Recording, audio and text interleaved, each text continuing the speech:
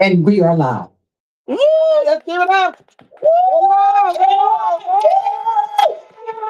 We are live. Okay. Yeah. So welcome, welcome, welcome. Yeah, they can't see her. I don't know what to see. Where's bring it home? Here we go. Here. Oh, you got. I'm sorry, guys. Here, put it on here, and we're gonna take it back here. We're gonna take it back here. Okay, y'all, we coming live Facebook. We coming, we coming. I just take the phone down like they don't. Oh, look at me. Yeah. I was wondering. I would like to welcome our welcome host. Let me see. Oh no, let me get it together here. Okay, y'all, I'm so organized. Okay, so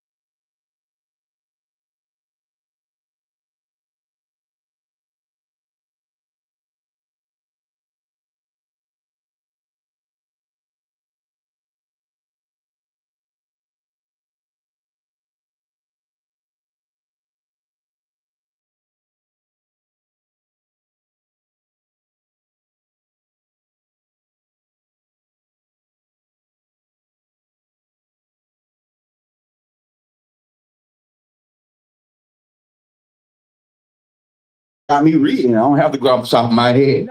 How y'all doing, everybody? I said, how y'all doing, everybody? Hey, you feeling good? Hey, you looking good. Amen. I've been to church today, so I can say amen. All right, so I'm here today to welcome you all again to this anti-human trafficking gala. And I'm going to read what's wrote for me here. I'm going to follow instructions. So please join me in welcoming Dan Moore, Executive Director of Apex Museum, dedicated leader to protecting, preserving, and promoting the history, culture, and contributions of African and African American people through authentic storytelling, educational programming, and community engagement. He proudly continues to be remarkable in his legacy of his father, Dan Moore Sr., who founded the Apex Museum in 1978 after being inspired by the life and leadership of Benjamin E. Mays. The Apex Museum stands as a living testament to the belief of our stories deserve to be told. Since assuming leadership in November of 2021, Dan Moore Jr. has carried that mission forward with vision and purpose. We are deeply honored by his generosity in opening the doors of this historic institution for our anti-human trafficking against our children gala, demonstrating his unwavering commitment to education, community, and preserving a legacy that inspires future generations. Please join me in giving a warm and heartfelt welcome to Dan Moore Jr. He's going to be right here. I was supposed to talk about me first? Okay. Well, y'all not talk about me. It's not about me. It's about anti-human trafficking. Amen. And we're gonna raise some money tonight, right? Y'all got your pocketbooks, credit card, cash app?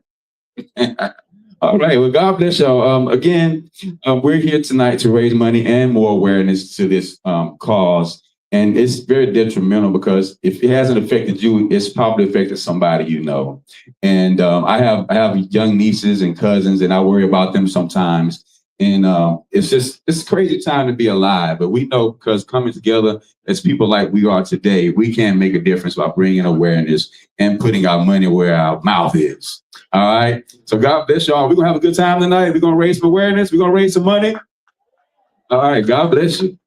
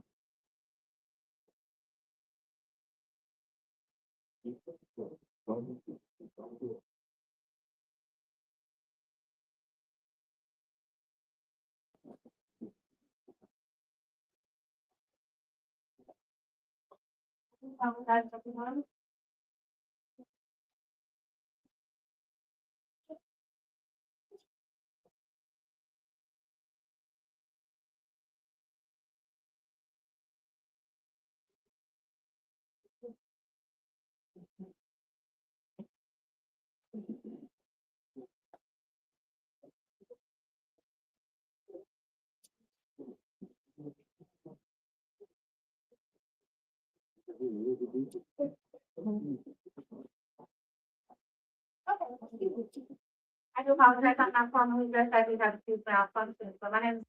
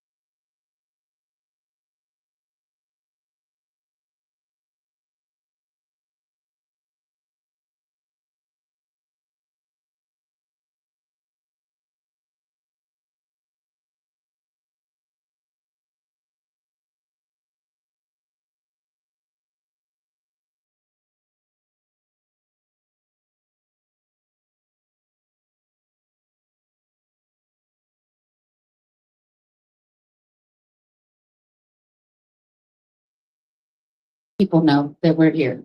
So everyone, I know you have cell phones. Cell phones, get your cell phones out and do me a favor. We have TikTok, Instagram, and Facebook. Please go and follow us. Any pictures that you've taken here tonight, share them, tag us, and we'll follow you back. And it gets out to you, your people, your family, your friends, that we're here and we're alive. Our anniversary is actually at the end of this month, and we'll be celebrating 48 years. This carpet that you're walking on, thank you. This carpet that you're walking on is the original carpet. So as you're walking around the museum today, we have some donation boxes. Please put $1 in. If you can, put $50 in. But know that every time anyone walks through this door, that's how we keep the lights on. I know it's hot in here. This actual building was built in 1919. It's one of the first buildings here in Georgia to have air conditioning. And we need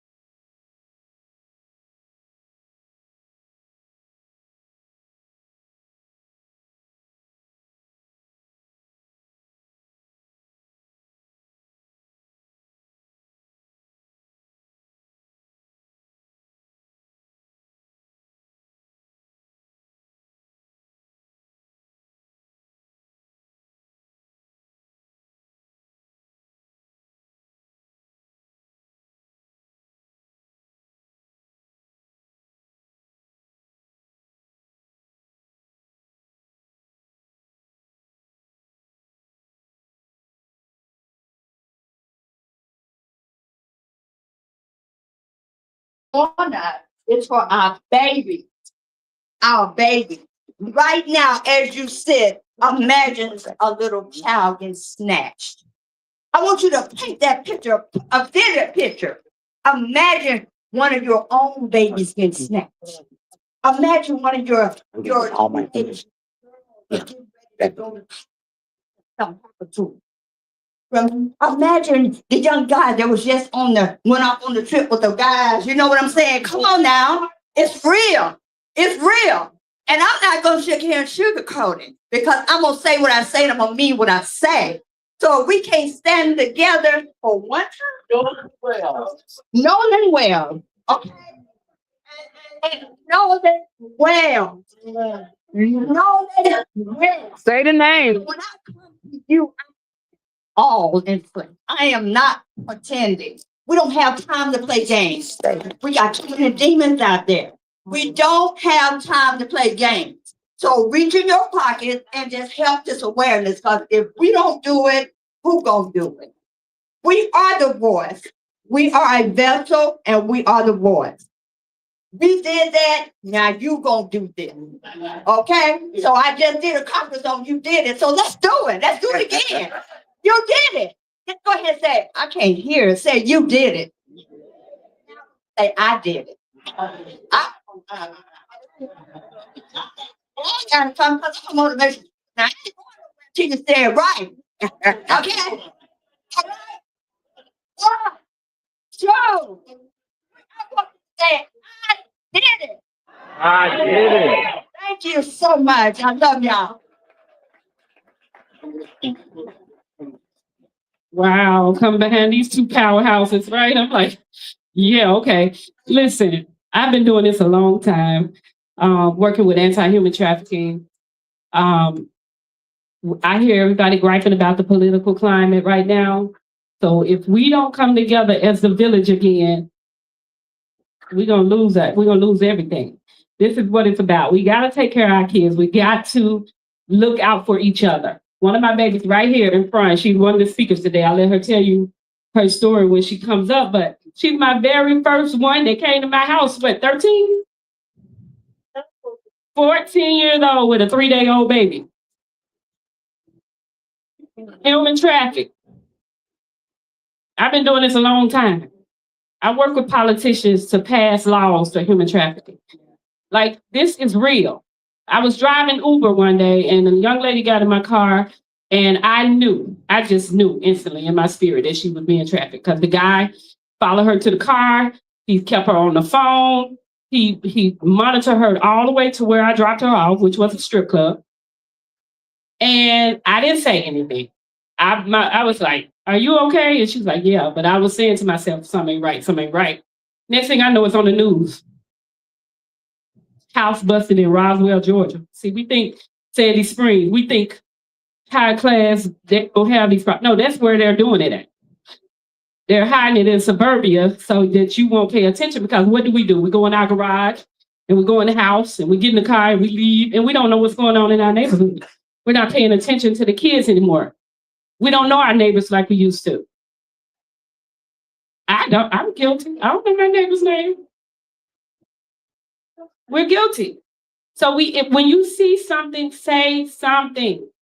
Even if you're wrong, just like she said, even if you're wrong, say something because you could save a life. And stop judging. We are the first ones to be talking, they just fast. They just grow. Right. How they get that way? Somebody touched them at 5. They ain't just grow up and want to just be out here. Stop it.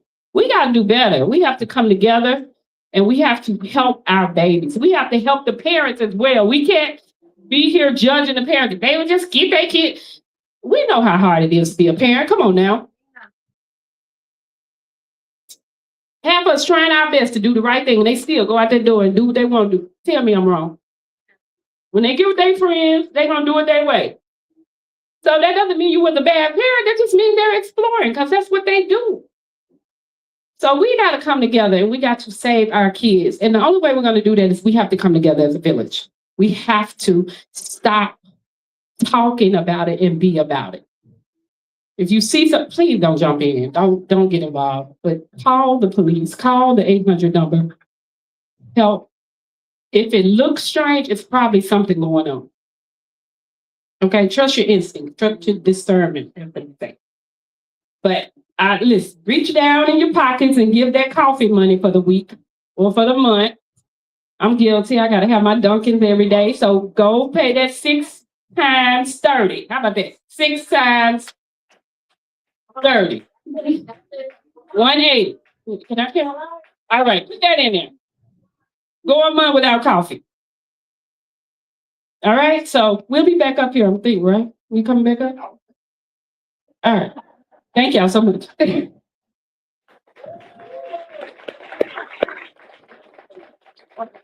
Okay. What we've been waiting for. I would like to thank you guys for being so attentive. And I know it's a little here. I have hot flashes all day long. Y'all can see my hair is soaking wet up on y'all, but I'm gonna keep it cute. Okay. So first of all, I would like to I've been waiting to meet this gentleman. And it was everything I thought it was going to be. And ladies and gentlemen, it is my great honor to introduce our celebrity guest for the evening, for the anti-human trafficking against our children. And I say that on every time I introduce someone because it reminds me of what we're doing. Okay. Born and raised in New Orleans, Dr. Lucky Johnson is an accomplished actor, a philanthropist. I mess that word up every time. Help me out, y'all. Then a community leader who has shared the screen with Hollywood legends, including Tyler Perry, Oprah Winfrey, Denzel Washington, Jamie Foxx, Dwayne "The Rock" Johnson, Mark Wahlberg, Halle Berry, Keanu Reeves, and many more. For over 15 years, he has inspired audience through his powerful stage play. And he had one last night, and we missed it because Kathy didn't remind us. Continue to collaborate on it.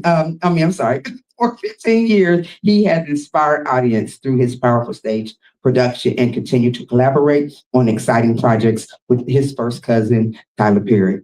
Beyond the spotlight, Dr. Johnson is deeply committed to serving others through his Lucky Johnson Community Center and his Put Down the Gun and Pick Up the Gloves Foundation.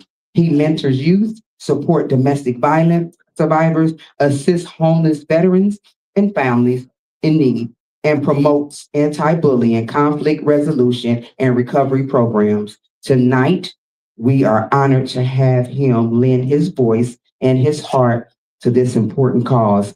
Please help me give a warm, enthusiastic welcome to Dr. Lucky Johnson.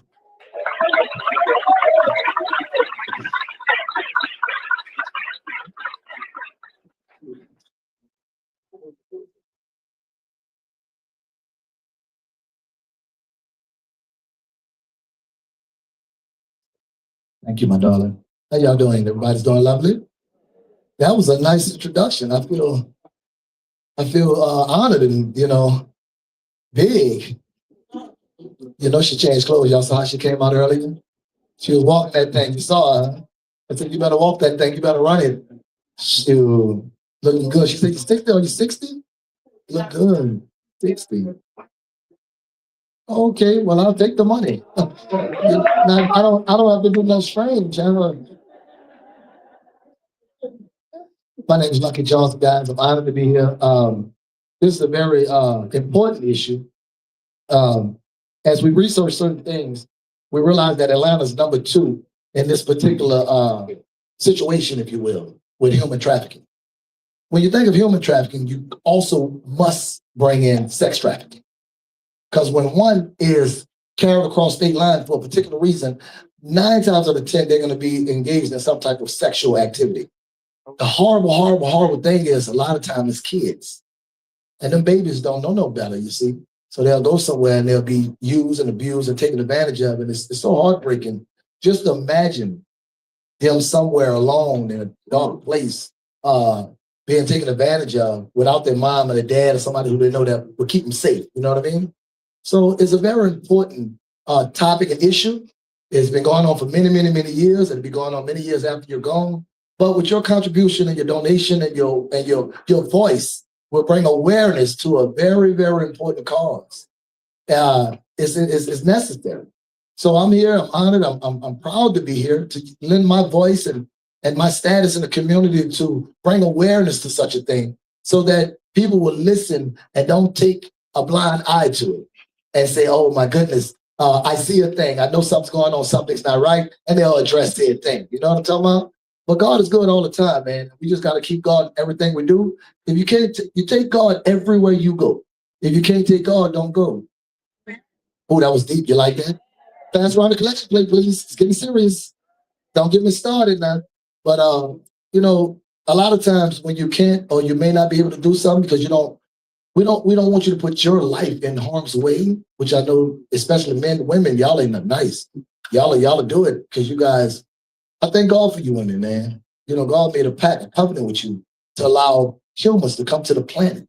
You know how serious that is? That's right. That's serious.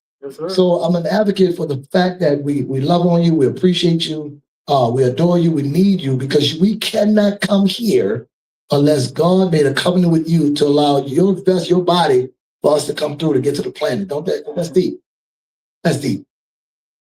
So anyhow, I'm gonna okay. Oh, you said money again. Play the music. Look at them. Look at them. Look at them. Look at them. Look at them. Look at them. Chigadoom, chigadoom, chigadoom, chigadoom, chigadoom, chigadoom, chigadoom, chigadoom, chigadoom, chigadoom, chigadoom, chigadoom, that's again, chigadoom, chigadoom, chigadoom, chigadoom, chigadoom, that's his family. Hey, look good. Come on here. I like when the women come on here, ladies. Ooh, they look nice. They look like the Supremes. Y'all look like the Dream Girls. Y'all look nice. I like them outfits. Listen, nice. Y'all give these ladies round of applause. Don't they look lovely? They fed us and gave us beverages and things. Y'all look wonderful, ladies. Y'all look beautiful. Okay, turn the bell off. What's going on with the bell? Like a cow bell, what? Good evening again. Come on, y'all, wake up now. Good evening again. All right, so we ready to start this thing off right, okay? Because the doll's in the house tonight. But anyway, Tanya and all of my partners, the Elite Dolls of Faith here, we are the Southside Barbies. And before y'all sit there look like they don't look like dolls to me. The acronym for the word doll is delivered of life lessons.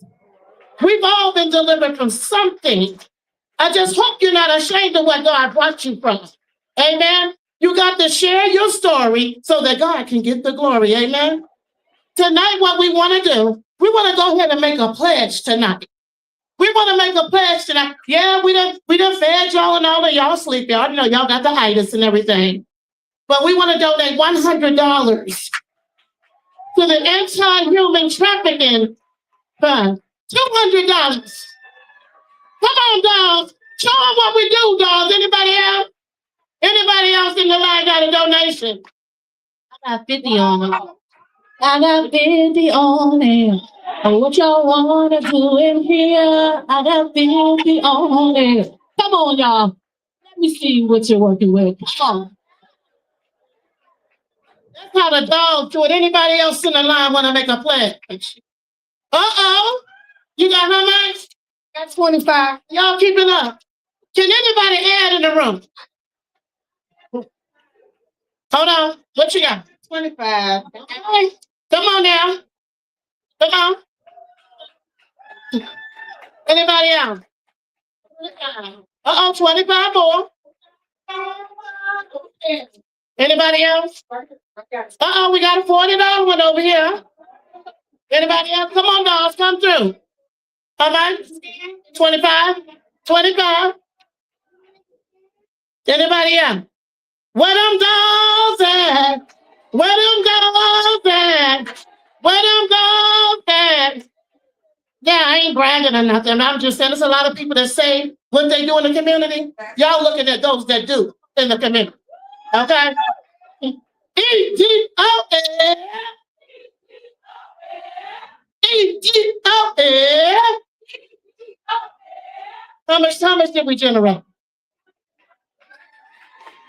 Look at God. Where y'all at? Get your money up. Get your money up. That was nice. E-D-O-L. Y'all got me excited. I want to pledge. I want to get in the sorority. That's nice. Give me a address. I want to join the group. You want to get into me? Good job, ladies. Good job. There you go. Yeah, pass that around. We're going to pass it. Yes, pass the plate. Round of applause for the ladies. They the DDOF did a phenomenal job. Came in there and dropped that money on us. That's what it's all about, baby. Drop that money on us, baby. Yes, indeed. That's nice. I would have kept the tag on my dress. I'd have bought it back, got my money. It's expensive. I'd have took it back over there. This is great, you know. I'm having a good time. That's nice. They doing that. The cowbell. What the cowbell? Because it was making like the cow was coming or something. Why do you got the cowbell? Don't do the cowbell no more. It was nice though. Well, this lady come here stepping, didn't they? Shouts out to them, man. That was beautiful. I like that.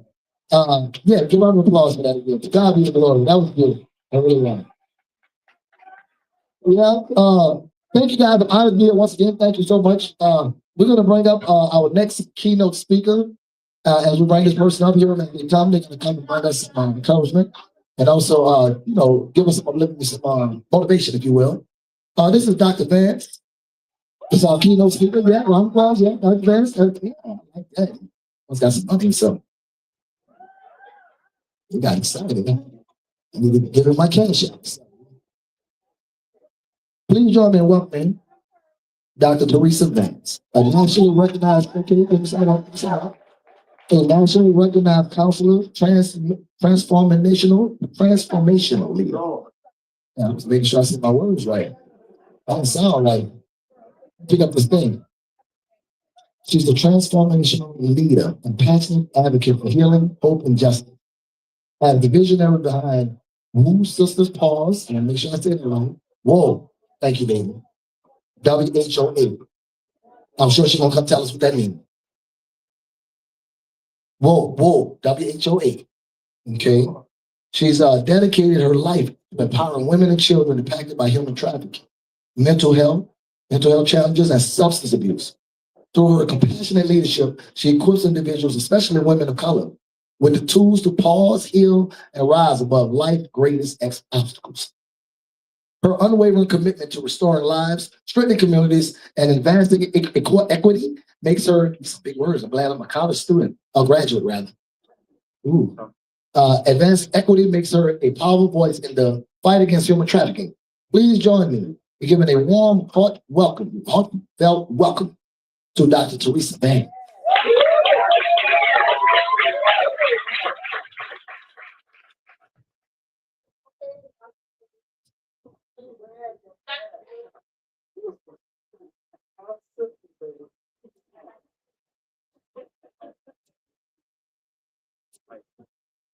Woo-hoo. To God be the glory. Whoa, sister and brother, pause to hear what the Spirit of the Lord is saying. He's saying to us, be still and know that I am God, so I can heal you, so I can deliver you, and so I can set you free. To God be the glory. I am here and honored to represent our brothers and sisters and our children who have been caught up in this Black crisis that have plagued our nation. But before we move on, I stand here with my sister, Charlotte, who will be sharing her story. I'm her counselor for her and her son, who were victims of sex trafficking and human trafficking. So as I get started, I just ask that you guys know that this is real. It doesn't discriminate by color, sex, financial. It's for everyone as a victim. So please, Tanya, we thank you for this time to bring awareness Everyone is impacted by it. As I stand here, distinguished guests, partners, advocates, and survivors and warriors in this fight, tonight is more than just a gala. This is a holy assignment. Whenever God's people gather to confront injustice, heaven leans in. In John 1:5, and the Spirit of the Lord is declaring, the light shines in the darkness, and the darkness has not overcome it. Human trafficking is darkness, but we are the light. And light always wins. So we stand here to know that human trafficking is not a distant problem. It's not over there. It's right here in our cities, in our neighborhoods, our schools, our churches, and our families. In Georgia, 342 cases have been identified this year. 573 has been confirmed as victims. Georgia ranks 6th in the nation, and 1 in every 5 are children. Black women and girls remain disproportionately targeted, reflecting national trends where 40% of sex trafficking victims are Black. They're not numbers. These are our daughters, these are our sons, and these are our futures. As a counselor, walking with women and children who have survived sexual and human trafficking, does not begin with chains. It begins with vulnerability. It begins with poverty, homelessness, childhood trauma, foster care instabilities, substance abuse, domestic abuse, lack of belonging, lack of protection, and a lack of hope. Traffickers do not look for perfect victims. They look for unprotected souls. And that's why the church, the community, and the people of God must rise. The scripture is not silent about exploitation. In Psalms 82:4, it says, rescue the weak and the needy and deliver them from the hand of the wicked. Isaiah 61:1 says, he has sent me to bind up the brokenhearted, to proclaim freedom to the captives. And Proverbs 31:8-9, speak up for those who cannot speak for themselves.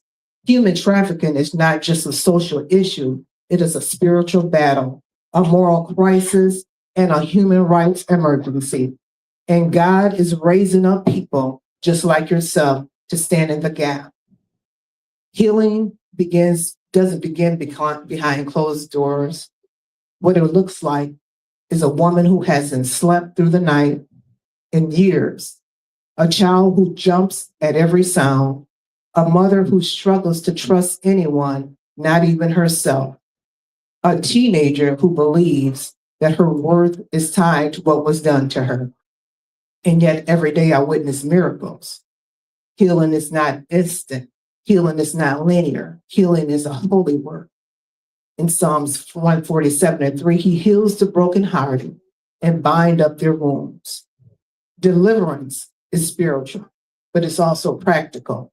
Deliverance look like safe housing, trauma-informed counseling, medical care, legal advocacy, education, job training, community support, policy changes, preventions programs, and people who refuse, like yourself, to look away. In 2 Corinthians 3:7, where the Spirit of the Lord is, there is freedom. Freedom is just not a prayer. Freedom is a plan. Freedom is just not a process. Freedom is a partnership between heaven and earth. So to restore these sisters and brothers, the part of the story that the world rarely sees is when a survivor smiles again, when she learns her name has value, when she realizes she is more than what happened to her, and when she began to dream again. And Joel 2:25 says, I will restore to you the years that the locust has eaten. God restores years. And tonight we partner with him in restoring his daughters and his sons. Tonight I'm asking you, like the brothers and sisters have been saying, to feel moved. I'm asking you to move. move, trafficking does not end with sympathy. It ends with a strategy. It ends with resources. It ends with prevention, accountability, and the community. Faith without works is dead. Your giving is work. Your advocacy is work. Your presence is work. Your voice is work. Your partnership is work. Together, we can break the cycle. So to every survivor, every advocate and partner in this room, you are not forgotten. You are not forsaken. You are not defined by what happened to you. You are God's masterpiece. You are rising. You are healing. You are being restored. And over this movement, I declare that the light and the darkness has not overcome. So we close to say, Father, we lift up every survivor, every child, every woman, and every man still trapped in darkness. We ask for your protection. We ask for your justice, your healing, your restoration. Strengthen us to your hands and in the feet of this fight. Give us courage to speak, wisdom to act, and compassion to serve. Let this gala not be an event, but a turning point. And let freedom reign across our communities. To God be the glory.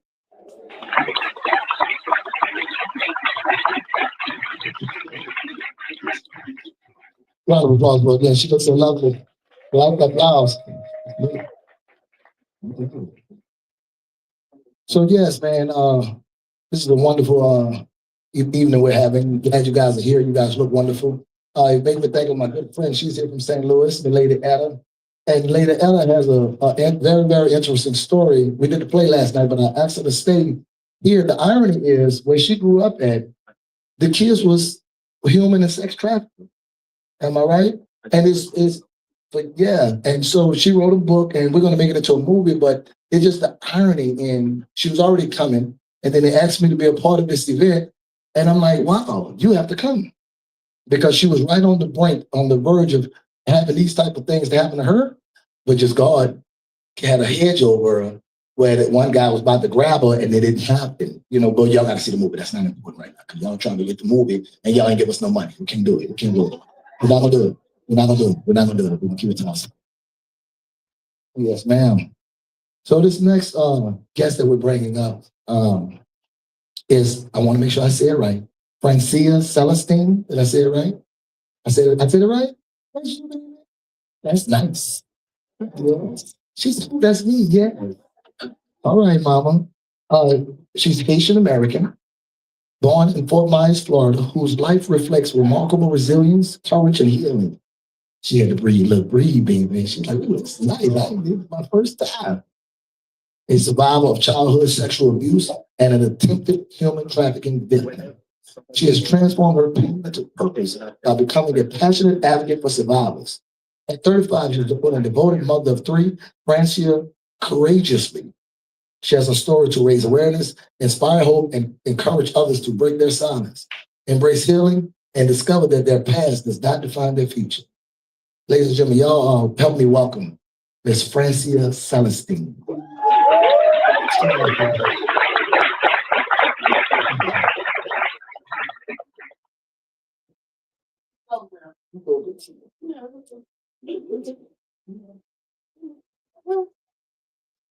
Okay. Hi, everybody. Good evening. My name is Francis Celestine. As you can tell, I am very nervous. This is my first time ever getting in front of an audience telling my story. And not only is that issue, they want to sit here and tell me I got to shorten my story of 20 years of abuse and try to limit it to like 5 minutes, 7 minutes of speech. So you give me an assignment like that to tell my first story. That's kind of hard. But I'm going to try my best. Okay, let me get started. Says, my name is Francia Celestine, and standing before you today is someone I never imagined. It's something I never thought I would have imagined I would have the courage to do.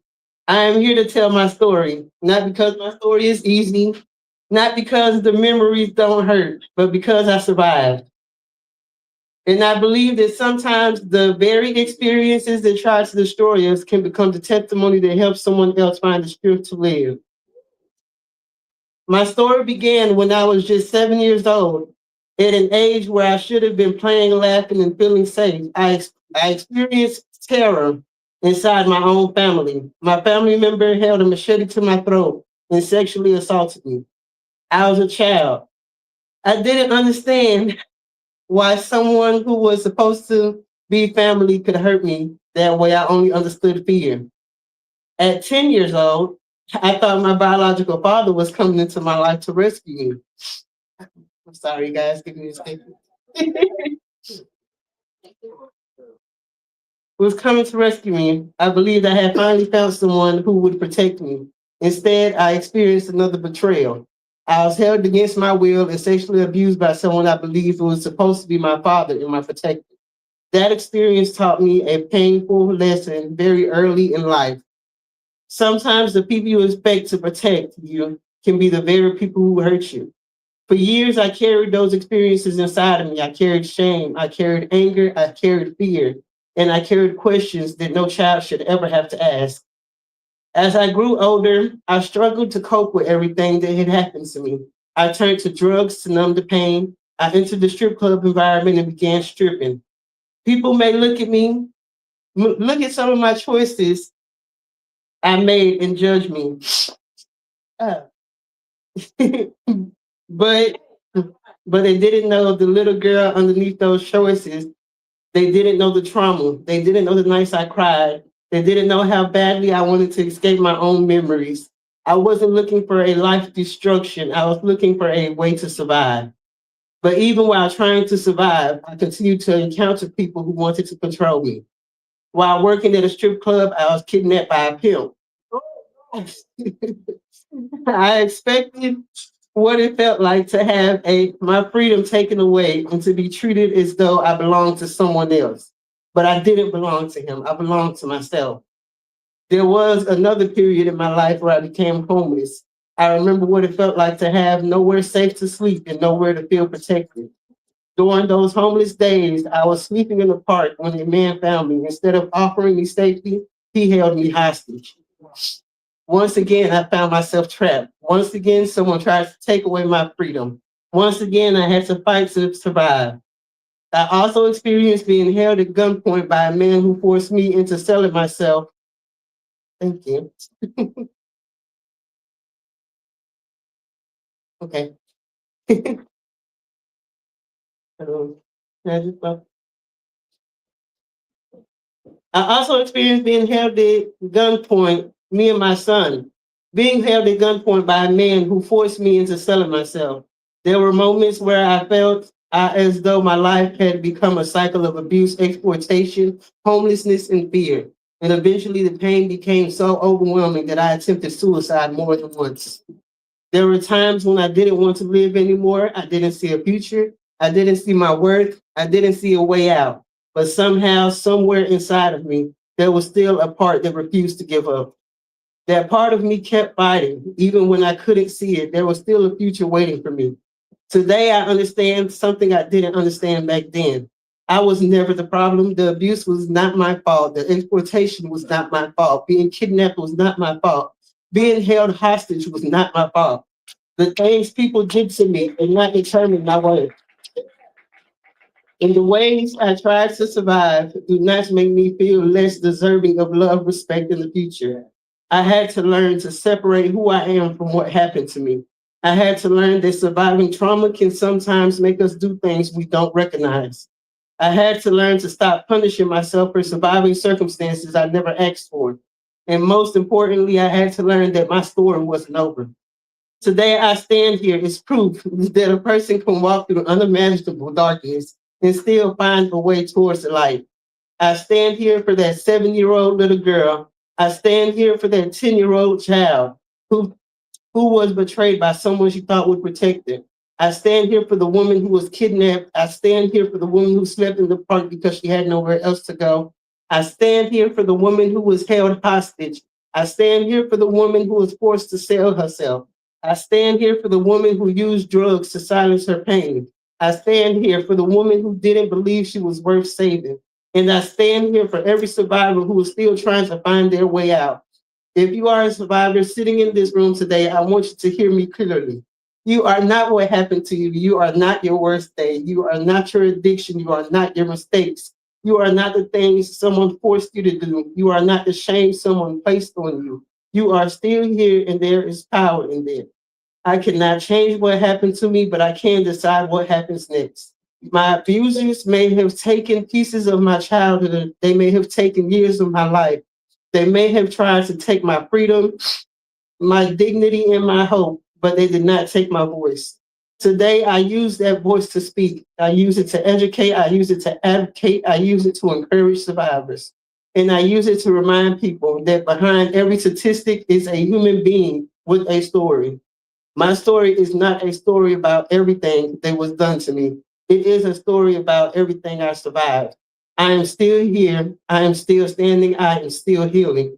And I am still becoming the person I always was meant to be. My past is part of my story, but it is not the ending. I survived what was meant to destroy me, and now I'm using my voice to help others believe they can survive too. Thank you for listening.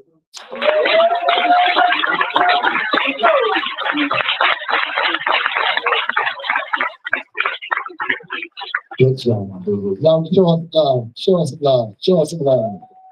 I'm so brave. So brave. And you're beautiful, baby. You're beautiful and you're loved. And that's so courageous of you. You got to be strong to get up there and say them. You know what I mean? Because they keep it bottled in so long because they want to keep it a secret. But you got to, it's cathartic to let it out. That's where the therapy is at. You know? So when you talk about it and when you release that demon out of there. And then you're free. See, what she did was she released the demon. And now she's free. You understand? Am I right? Hey, that's powerful, baby. And you're beautiful. You hear me? You're Haitian. You see, the thing about me is I like to bring light. I like to bring joy to people's lives. I know this is a serious situation, but I don't like to be gloomy and down and dark and, ooh, no. You survive, baby. And a lot of you guys survive. And her story is no different than your story. I'm just telling you. You know what I mean? You all have been through something. It may not be the exact, but you've been through something. You did? And we don't judge you, mama.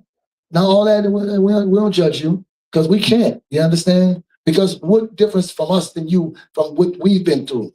In the dark, in the quiet, in the midnight hour, we was in the closet crying, saying, God, why? Am I right or wrong? Right? So what you did, baby, is very, very, very courageous. And is uplifting because you're going to encourage somebody somewhere who's listening to do what you just did. And let that grief hit you because you can't stop grief. See how you was crying and stuff? That's good. The tears go back from the water, which come from God. Amen. I said something like that. So you cry, baby. You let that thing do that thing. You did? You let that thing do that thing. You know what I'm talking about? I just got to keep it 100 with it. That's all I know how to do. Because that's brave. Because you know what I hate when people say, oh, what goes on in the house stays in the house? That's a lie. Your uncle touched you, you say something. Yeah. Your auntie touched you, say something. You know, that's a lie. That's not true. Say something. Because you're not supposed to do that. That's inaccurate. And there's a lot of incest. I know a person that's personal that worked for me, and experienced something similar to that. And has a story, has a book out and everything, right? And it's similar to that. And she's strong and she's survived and she's alive and she's thriving and she's an entrepreneur and she keeps fighting through and fighting through. And I'd be so proud of her because I know the story and then other people know the story. And then they'll, in their quiet, silly, stupid mind, they'll say, oh, she did such and such. You're an idiot. I'm just telling you, you're an idiot. And to say such a thing in your little feeble ass mind, I'm sorry, I just got to keep it real. You're a dummy. You see what I'm saying? Because when a person comes up with that type of bravery and get before y'all strangers and say to you a thing, you got to build her up. And the way you build her up and pick her up is by supporting her, clapping, praying, and encouraging her to keep pushing on with them babies she got. You got 3 of them, don't you? 2? Let me find one of them on my entertainment. That's okay. You're going to find them one day. That's all right. You'll find them. Am I right, brother? You'll find them. And when you find them, let me know so I can find them on my income tax. I get her income credit. You know what I'm talking about? Her income. About $3,500. All right, I'm just joking. I love you. Thank you, baby. We love y'all. You give her a round of applause. We love you, baby. Thank you so much. And thank you, brother. Thank you so much, man. Yeah, you're right. Because that's good. She need that support system. That's beautiful. So the next group we're going to bring up, they're going to get down with the get down. I might have to paint my face and do it too. Please join me in welcoming the chosen one, a gifted mind minister who has been anointed and appointed by God to share his message through the powerful art of movement. With every performance, he ministers beyond words, touching hearts and renewing minds and inspiring soul through the presence of God. His sincere prayer is that you won't simply see the performer before you, but that you will experience the God work through him. Please give a warm welcome to the chosen one. I gotta move that. I got it. Yeah, I'll just get an extra check. That's okay. Yeah, extra money. Is that good? You better do it too. You better roll it. You better not disappoint me. I'll be back and watch my face. Yeah. I'm still here. I should tell you everything. I'm still standing. Pressure hit me, I ain't had it. Got feelings I don't break or nothing. I'm still something. Yeah, I move like that. So some hits I bounce right back. What didn't end it made me silent. I'm built from it. Took it on the chance, stay quiet. Had to stick with it, didn't fight it. Learn my strength in the silence. Move through it with no guidance. Can't see what it took from me. I care my dignity. I don't speak on everything. Some battles shake you privately. I don't fold. I just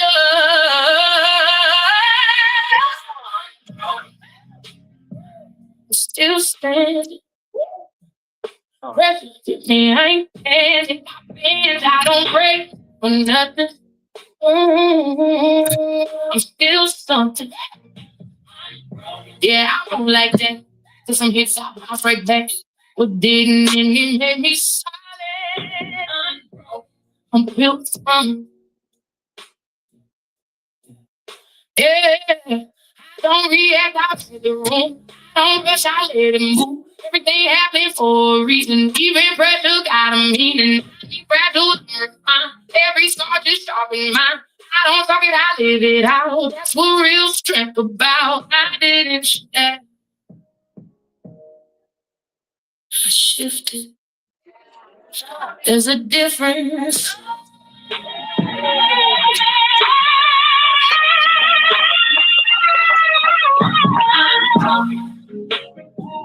I'm still standing. I'm still standing. Hit me, I ain't panic. I feel I don't break or nothing. I feel something. Yeah, I move like that. Cause some hits I bounce right back. What didn't really make me solid?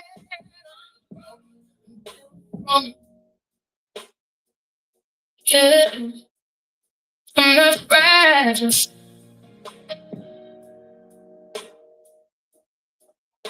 Oh.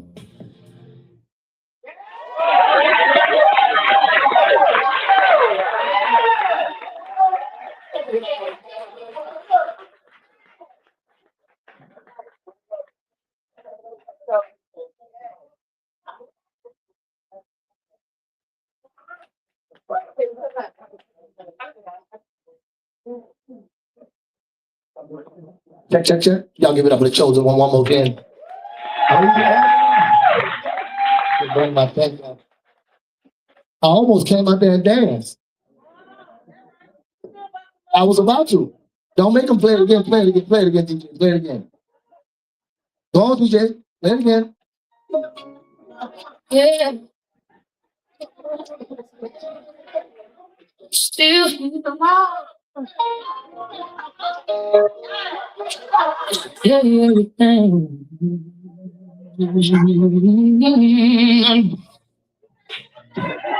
Still sad.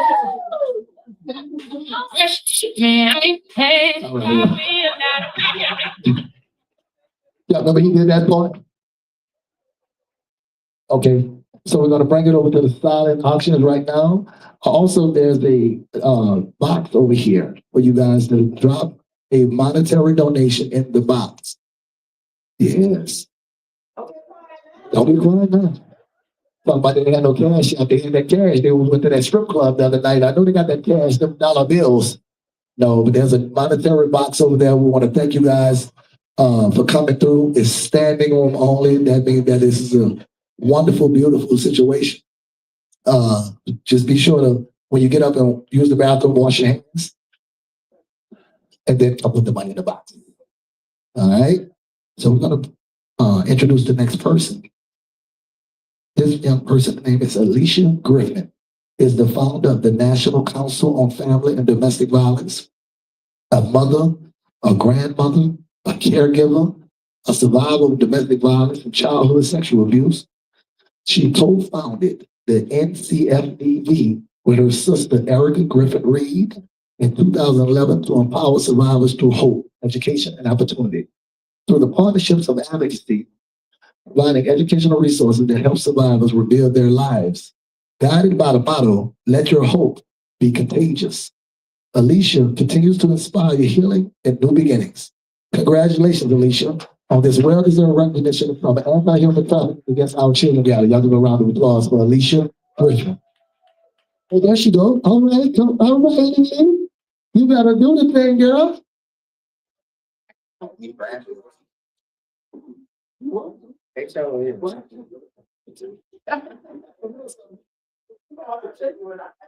Thank you so much. Thank you. Just a little bit about myself and my organization. I'm a native of New York, and I'm here because I was escaping my abusive marriage. I left when my husband was in prison for the crimes that he committed against me. And when I came here, my sister, who is also a survivor, established the National Council on Family and Domestic Violence. Our mission has, thank you, our mission has been able to impact the top 20 states that are affected by domestic violence.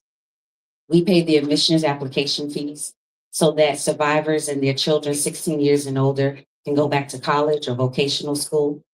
We've also established a strategic partnership with Google to offer free Google courses to them in the top industries so that they can have a job to take care of their families.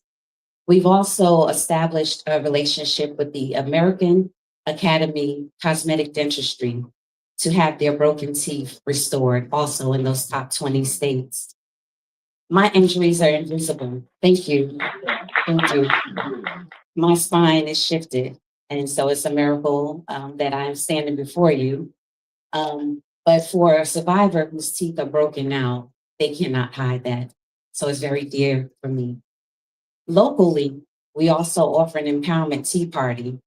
We serve DeKalb County, Rockdale, and Gwinnett currently. And at that tea party, we teach them how to reestablish their credit safely.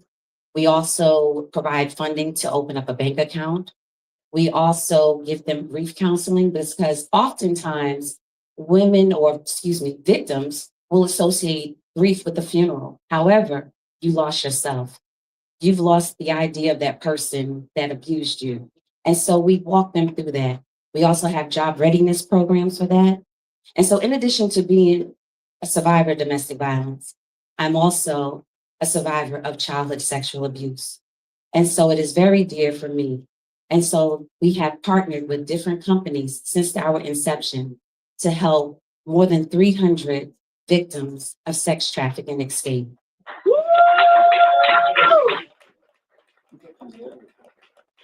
We have accepted the training, gone into dark websites, looking for tattoos that some of these victims have intentionally put on their bodies and markings to identify that they do not want to be a part of this. And we have gone in and called these numbers, solicited their services, and helped them to escape.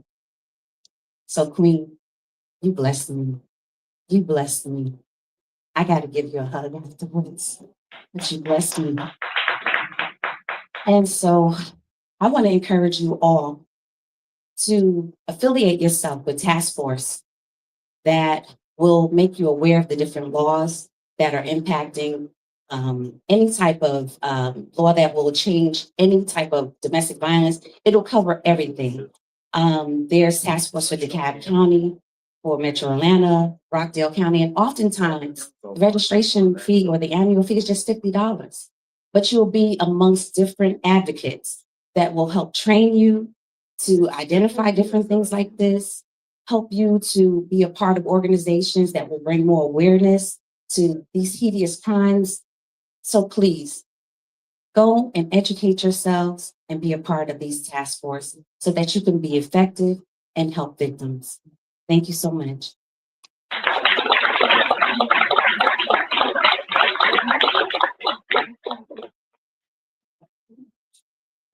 Round of applause again for. See how I did that, Mike? Yeah, I got that mic, huh? See, I did that. Made you proud of me. I did that for you. Yes, sir. Well, hired to put me on the team. Now I want to be down. You know, Thunderline. I'm be working with them soon. So I did the mic. Yes, sir. Thunderline. And his hat, the gentleman said, "We got that hat from." I said, "The vendor." He said, "Well, that's my wife." So we bought the hat from the vendors. Make sure y'all support the vendors and get yourself a hat. And they got the tape man and things of that nature. Great. Yeah, I'm doing it, ain't I? I'm trying to earn my keep. I want to be here next year. Wonderful, phenomenal. Thank you so much. Round of applause for her again. You look nothing like you've been through. You look nothing like you've been through. You can't judge a book by its cover. You look nothing like you've been through. You understand? God bless you. May God keep you always, keep you in the hollow of his hand, because he always had you covered. You understand? And a lot of times they say, "Oh, you know, God never leave you." We go away from him, and then we got to go back to him. You got to come back to where you come from. You know what I'm talking about? Yeah, I go hard and I'm deep. I'm deep. I scare myself sometimes. I'm telling you. I be talking sometimes. I give myself a collection. I say, "Oh Lord, I got to give myself $1." I tell it myself. I be like, I do it to myself. It's never mind. That's not important. We're gonna bring up another phenomenal person who's gonna come up and talk a bit. Y'all having a good time? Everything is nice. Yes. It's not a funeral. It's not a funeral. It's not gloomy. We're not here to sorrow. I just don't do it. Okay? We're here to celebrate the fact that they survived. They've been through it. In order to get to it, you got to get through it, baby. You dig what I'm saying? So, you know, we thank God for them. We thank God for all y'all in here. Because it don't got to be that specific thing like I spoke about. It could be anything. It could be drug abuse. It could be alcoholism. It could be gambling. It could be your mama was mean. Your daddy was mean. Your uncle talked crazy. That abusive man who busted in your face because the wind was blowing west. So they did in the 70s. The wind blowing west. You better get you a man that like the wind to blow east. She like that. I like you to laugh. That was good. This next person, ladies and gentlemen, please join me in welcoming an artist whose voice, passion, and authenticity was the wrong one. I'm sorry. That's okay. That's all right. Okay, no, I'm sorry. I'm sorry. I apologize. Yeah. Okay, okay. Oh, don't say okay. Oh, don't say Elton. I'm gonna say it too. You watch. I'm gonna make you proud. Please join me in welcoming Margie Gill. And that was good. Okay. Of Tabitha's home and up house. Tabitha's house. I'm only going what I read, but I'm with you. You like that? I'm gonna make her proud of me. Tabitha's house. An organization dedicated to restoring, empowering, and transforming the lives of women and children who have experienced abuse, exploitation, and trauma, guided by compassion, dignity, and hope. Tabitha's house. As they say, home on here, but don't worry about that. I'm a house. Okay? I'm with you, my boy. Created to live. Tabitha's house provides a safe space where survivors can heal, rebuild, and discover the future they were created to live. We are honored to have Mr. Gill. Is that okay?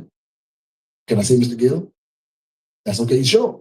That's my man right there. That's my boy. I like it. All right. He's with us today to share the mission and life-changing work of Tabitha's House, one of the proud recipients of the donation from our Anti-Human Trafficking Against Our Children Gala. Please give a warm welcome for Mr. Gill.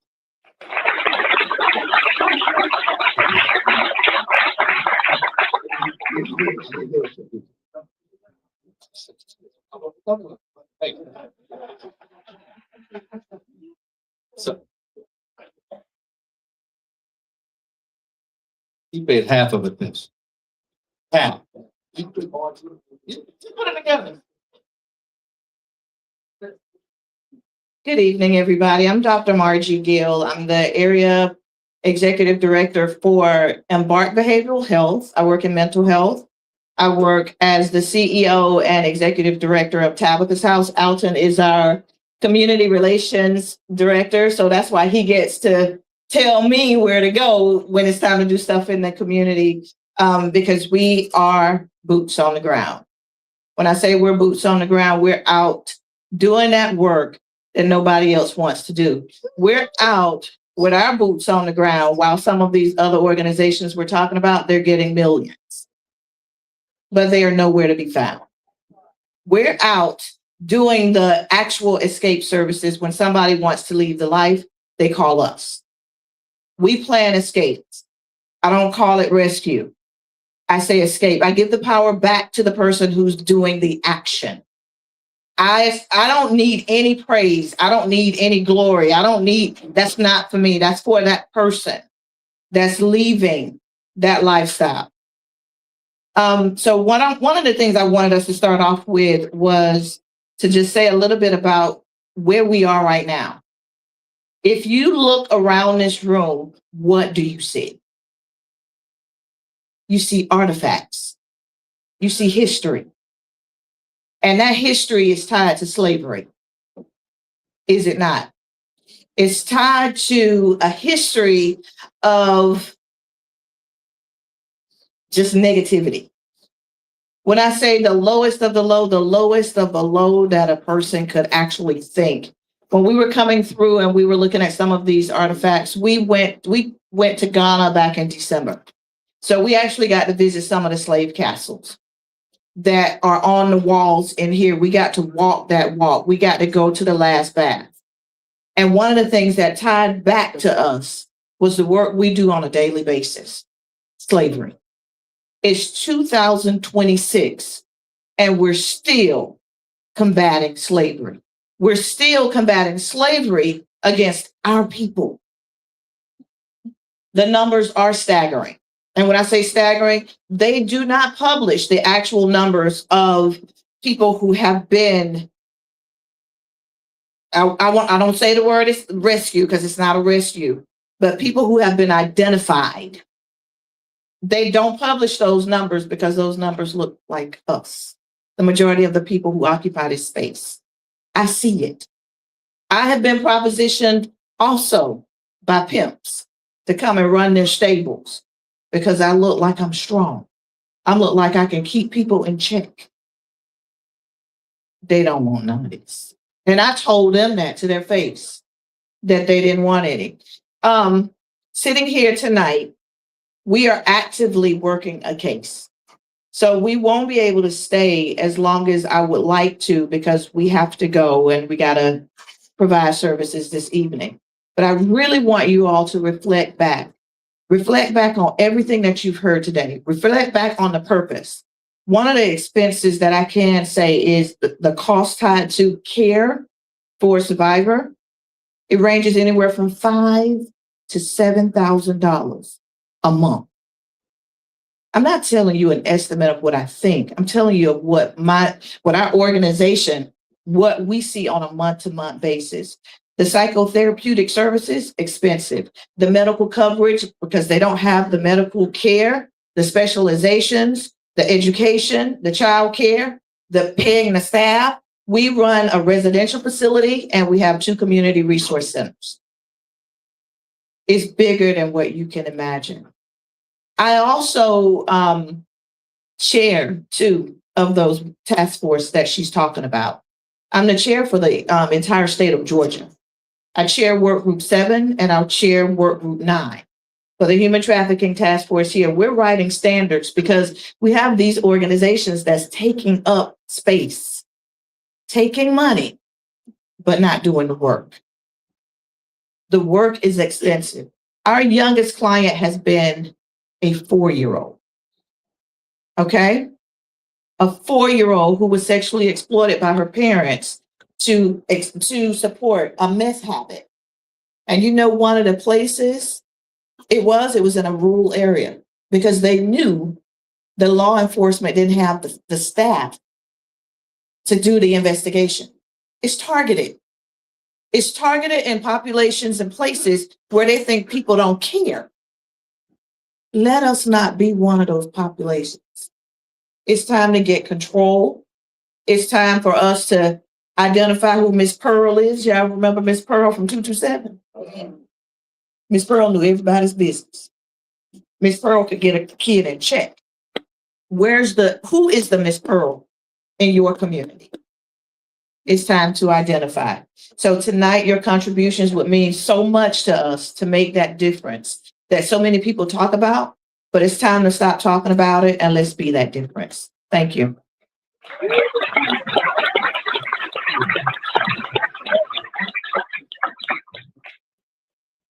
Thank you, Dr. Margie, Mr. Gill, husband and wife. I love your hair. You look like Viola Davis. Listen, that part when you said, in the movie when she went and bought them the needles and the condoms in the movie, she said, "Girl, if you need me, I'll see you there." You could have played that part. I said, "God, dog, Dr. Margie look just like Viola right there." Thank you guys so much for all that you do. We appreciate that. That information is very important because a lot of us don't have the knowledge or the education. Illiterate is not a bad thing. It just means you don't know. So people think being illiterate is a bad thing, but it's not a bad thing. It just means you don't know. So thank you so much for your service. Thank you, sir, as well. I got this little joke I want to say because I like, telling jokes. So I come home one day because I'm gonna need your service. You said you could help me escape. And I'd come home one day and, I did 10 hours at the job and, my wife was there and I came on inside and she said, "Where you been all day?" I said, "Been at work." And she busted in my face. She said, "You ain't cooked yet?" And I was trying to escape because I just got to work. So I'm trying to get out of here. So I need your number so I can escape this trouble. No, I'm just joking. I play smoke on all the Queen's men. I'll do something. You know what I'm talking about? If y'all haven't seen Tyler Perry's documentary on Amazon, it's called Maxine's Baby. Y'all saw it? So I narrated. This is my cousin. He's my mama's sisters, and I'm very inspired by everything and all that he's done. And he supports a lot of things, such as this. A lot of things you got to do, kind of like he don't look for accolades from it. That's the word I want. You know what I'm saying? It'd be quiet. It'd be in the background, the foreground. Rightfully so, because sometimes you can be stronger quietly. They're trying to be out in the front all the time. You know what I mean? You with me? Let me tell y'all something very powerful. Don't let nobody take your present because God gave you the present. Now let that marinate a second. You're in the present. You understand? It's a gift from God. That's why it's called a present. You dig what I'm saying? Every day is Christmas to me because every day I don't know what's going to happen. I don't know who I'm going to meet. And I don't know what I'm going to do and how much fun I'm going to have. And it's going to always be fun to unwrap those gifts. Every day is Christmas. Now let me tell you something important. You take your time and put the wrap on the gift. You tape it and you put the bow and you put the little name, this one, little Steve, a little Derry. You know what I'm talking about? Your babies don't care about that. They tear that wrap up. Why? Because it's about the content like that. See that? That was going somewhere with that, huh, brother? It's about what's inside. It's the point I'm making to you. Don't worry about the wrapper that's on the outside of you. It's what's on the inside of you. It's all about the content, baby. You're the gift. That's why it's the present. That's why God gave it to you. That was good. I said something, sister. Get a gift, baby. Get the collection. Yes, sir. That's my deacon right here, Deacon Gill. My man. Now I will bring up the right person because I'm online. I'm on point now. Ladies and gentlemen, please join me in welcoming an artist whose voice and passion, like I did that with my radio voice, and authenticity may have made him one of the Southern's rising stars. Born and raised in Miami, Florida, musical shaped in Atlanta, Georgia. Calling Mr. Keep It 100 Taylor is the lead vocalist of the Soul Cartel Band. And in 2025, he tells how the Southern soul artist known for keeping it real, both on and off the stage. Colin uses his gift to inspire, entertain, and bring people together. Tonight, he joins us in support of cause that matter deeply, the fight against human trafficking, the protection of our children. Please give a warm anti-human trafficking against our children gala welcome to the one, the only, Colin, Mr. Keep It 100 Taylor. Y'all like that? That's good. I'm turning my voice on. You like that, brother? Well, you sharp, man. This your mic. This for you right here.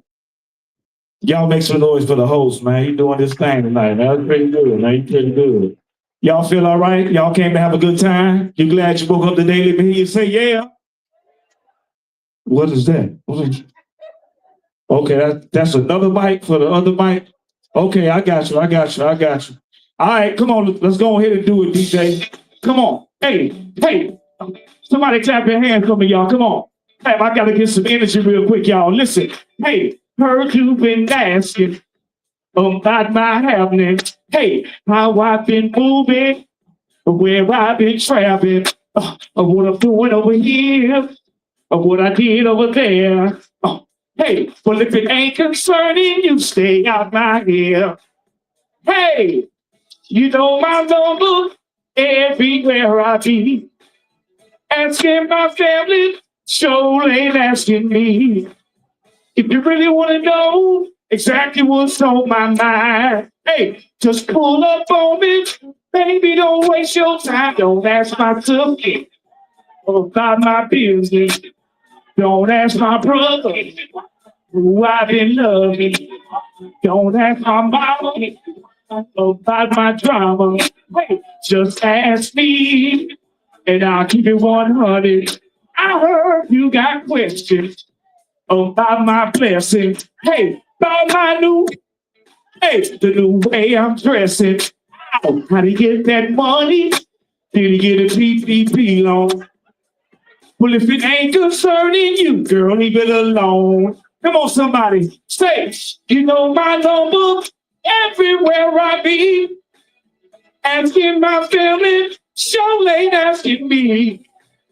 If you really want to know exactly what's on my mind, come on, just pull up on me.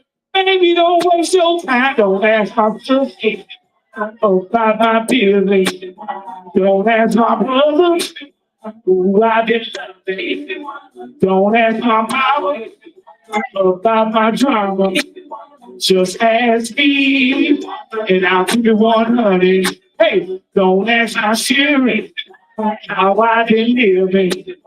Don't ask my uncle what I been up to. Don't ask my cousin about my new Walmart. Just ask me, and I'll keep it 100. Anything you want to know, I'll keep it 100. All you gotta do is ask me. I'll keep it 100. Hey, pick up the telephone. I'll keep it 100. Any questions, y'all? I'll keep it 100. Hey, don't ask my mama. I'll keep it 100. Don't ask my homie. What you gotta do, y'all? Say, just pull up on me, and I'll keep it 100. Just ask me, and I'll keep it 100. One more time. Pull up on me, and I'll keep it 100. Hey, my name is Carlin Taylor. Y'all can find all my music on the Housekeeping platform. Hey, you can follow me on Instagram at Carlin_is back. I got you. You can find me on Facebook as Carlin Taylor. You can find all my music on all streaming platforms. Just put my name in, Carlin Taylor, CarlinTaylor. If you can't remember none of that, I got a card I can give you. Just a minute. All right, Carlin.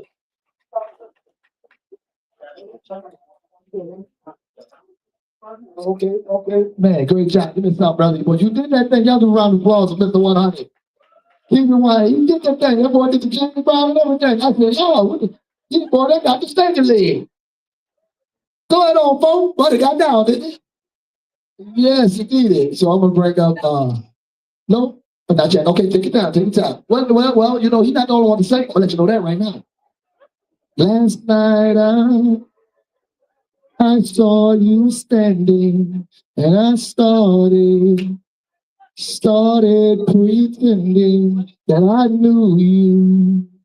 You knew me too. You know I can do it, that girl. Huh? You didn't know it? You didn't know it? I'm gonna take her to Piccadilly. I'm gonna bring her to a nice restaurant. I'll take her to the finest restaurant. I'm gonna bring you to Popeyes. I'm gonna bring you somewhere nice. Okay. Let's see. We are going to bring our partners up, but for the tap of the house, I know you said you had to leave early, but my doll sisters and Chaplain Dr. Dolphin, they gave you guys a lot of bags over there full of toiletries to take with you.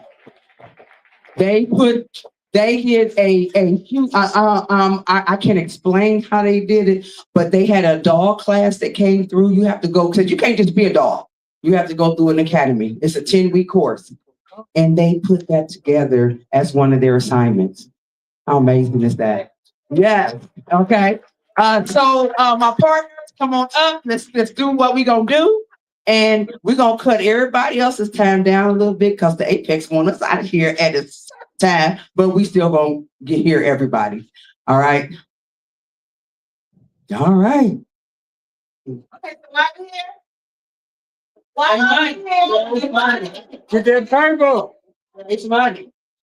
So we have some community partners that have graciously donated some items that we would like to auction off. Okay. And just a little bit about this basket to start off. It was actually donated by one of our logo partners, which is Couture Elegance Boutique. So she's actually donated several things. So we're going to start with this. This is a pharmacy. Are you guys familiar with pharmacy? It is a luxury Turkish beauty product. Okay. So she wants you to treat yourself or someone special to this exquisite pharmacy gift basket, featuring a collection of high-quality, clean beauty products from Turkey. This luxurious basket includes as follows: a complete pharmacy age revisit skin collection, exfoliating products like moisturizers, facial serum, eye cream, face mask, 2 high-end fragrances. One is called Hera. The other one is called Rose Embrace. And to include beauty accessories, professional makeup brush set presented in a sleek leather case, elegant gold makeup case. This beautiful collection offers everything needed for a luxurious at-home beauty and self-care experience, from skincare to fragrance to glamorous makeup accessories. This is a $400 value. $400, guys. $400. Can we get a bid? What's the starting bid? This is $150. 150. And I hear 150. 150. Remember what we're donating, what we're here for. Remember why we're here. We wine and dine with Kool-Aid and soda pop juice and dine to chicken stew, puts to sleep. Yeah, let's got a lot of good stuff in here, guys.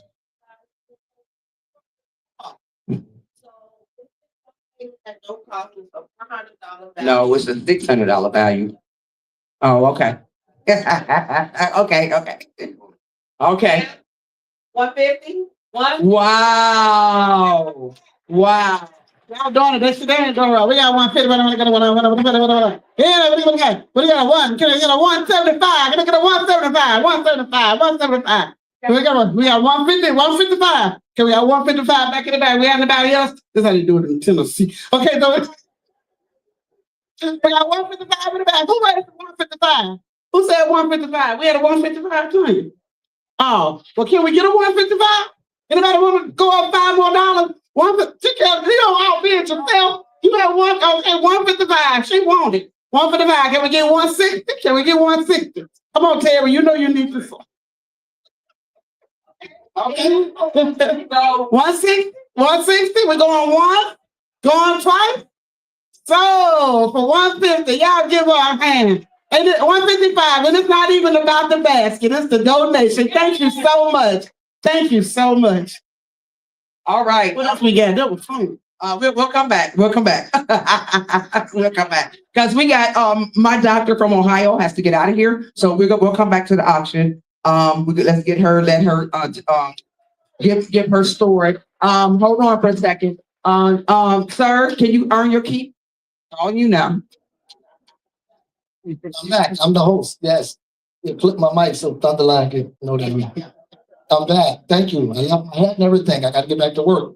I'm on the job. Please join me in welcoming Dr. Teresa Merriweather, a survivor of sex trafficking whose life is a powerful testament to resilience, courage, and purpose.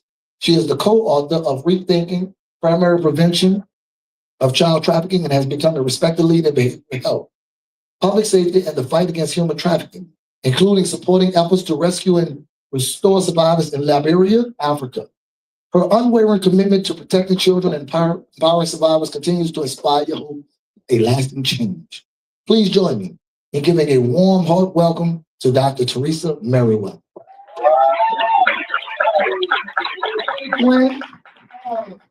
Thank you, thank you, thank you. Thank you everyone for being here. I want to give honor to God, who's the head of my life first. Because I ask myself sometimes, where would I be if it wasn't for the love of God? I was trafficked a little over a decade ago. I fled my trafficker and was transported here to the state of Georgia to begin my road of recovery. Today is not just another day for me. You see, I'm standing here inside this Apex Museum, which centers around the tragic realities of the transatlantic slave trade.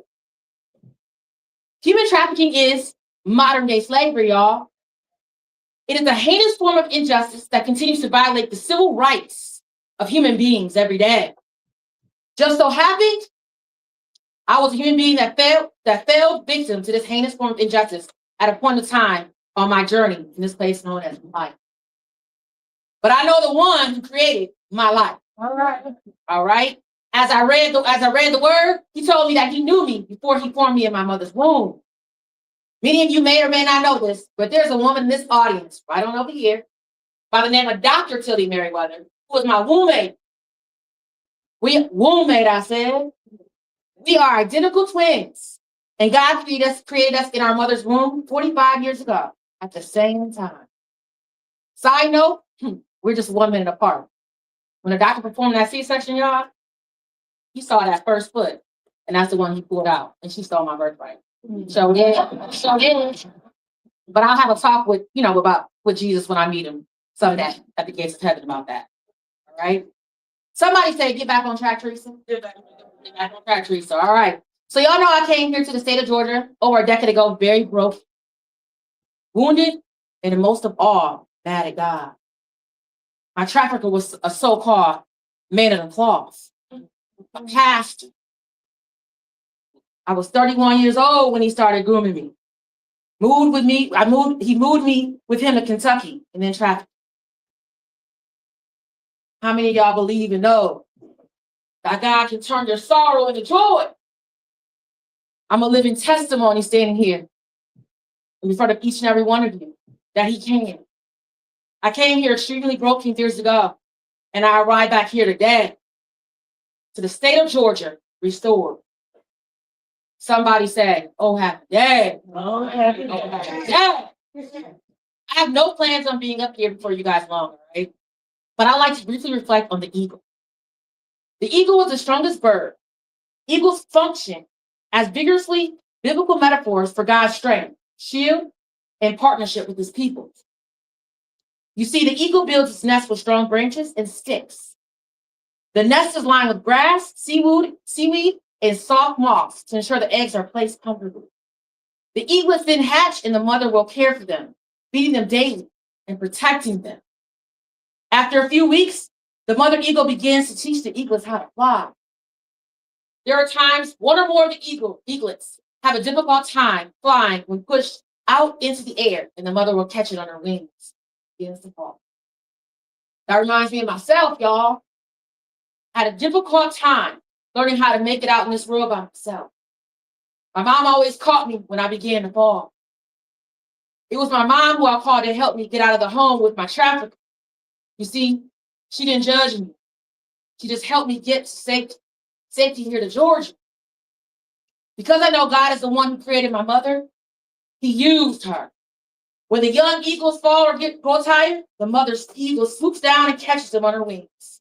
God similarly rescues us when we fall and carries us safely through dangerous times.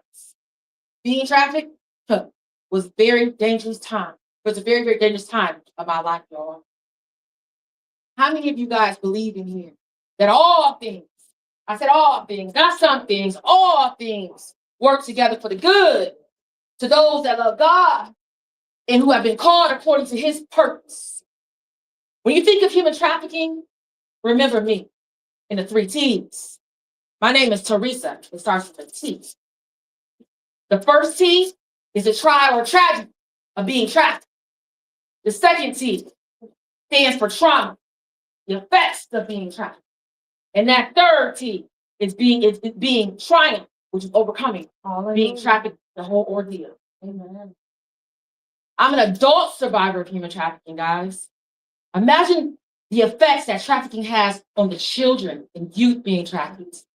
Matthew 18:6 tells us, do I got any Bible readers in here? All right. Tells us that anyone who causes harm or makes a vulnerable child stumble would be better off with a heavy millstone tied around their neck and being drowned in the sea. Anyone that knows Teresa knows I don't play when it comes to injustice that occurs regarding adults, elderly, and for sure, don't play when it comes to children. Miguel back here, he's a police officer back home from my home county. There go Miguel back there. And he'll say, I don't play. I ain't trying to hear none of that when it comes with these kids. Martin Luther King said, anyone that sits around and watches injustice is just as guilty as those committing injustice. Many people say, mind your own business, many people say, mind your own business, right? Or tell the kids, what goes on in this house stays in the house. Well, as one of the leading human trafficking experts of this country standing before you guys, I stand here to tell you that there are parents out here that are trafficking their own kids. It's time we get these kids' business, or shall I say, it's time we be about our Father's business, being taking care and watching out for the kids. I question my mom's judgment a lot of times on some of the decisions that she made when I was growing up. But I stand here holding a bachelor's degree in sociology with a minor in criminology, a master's in the administration of justice and security, a crime scene technician certification, CSI, and I hold an honorary doctorate degree. There's other educational components to me, but I only provide that on a need-to-know basis. Because my mom, I'm staying here like this because my mom was about God's business. She trained me up in the way for me to go, but my life took that detrimental detour years ago. And being the eagle that she is, she came back for me and swooped me up to bring me to safety. I remember the very day on the phone, she told me, Teresa, don't you drink nothing but that faucet water. Because my trafficker roofed me a lot. He took my medication for anti-anxiety and PTSD from childhood trauma, capsule form, with the benzos and the opiates, addiction, and got me ready for the virus. I remember I was educated before I was trafficked. My mom said, don't drink nothing out that refrigerator, just the faucet water, as we formulate the plan together to get you out of there. I told her, Mom, I don't mind waiting. I was not happy with God at that time, but my mom did always say, Teresa, just wait on God. How many of you know that those that wait upon the Lord shall renew their strength? They shall mount up with wings as eagles, and they shall run and not be weary, and they shall walk and faint not. So here I am with the strength of an eagle, along with the sharp vision, soaring and helping victims of human trafficking while carrying them on my wings to safety. And I wake up every day, God, who do you have for me to save? And so most of all, no longer am I broken, but I'm restored. And I say again, oh, happy day. Oh. You give me 1 second. Just, I know we gotta go. Tilly, got twin. Can you stand, please? That's Tilly. That's Miguel right there, police officer, Shane, significant other. That's my other cousin, Tilly, right here. And this is the one that came for me, this therapist, Tony Barry Sewell, that came for me and transported me from Kentucky to safety here to Georgia. Thank you, guys. You supposed to stand up, young lady. All right. We're gonna switch it up a little bit, just to bring you back. I would like to bring Blinded by Ambition up. Okay. Please join me and welcome Ambition. Born Jasmine Duffy, a remarkable spoken word artist whose life is powerful testimony of resilience, faith, and purpose. A native of Jonesboro, Georgia, Jasmine was once ranked among the top 5 female basketball players in the nation before diagnosed with Marfan syndrome. Changed the course of her life, ultimately led her to the loss of her sight. Refusing to lead adversity defined her. She transformed her pain into a purpose through art of spoken word, using the powerful voice to inspire hearts and minds. She is also accomplished music engineer, producer, entrepreneur, and creative visionary who continues to break barriers and prove determination has no limits. Please give a warm welcome to Ambition, one of my favorite people.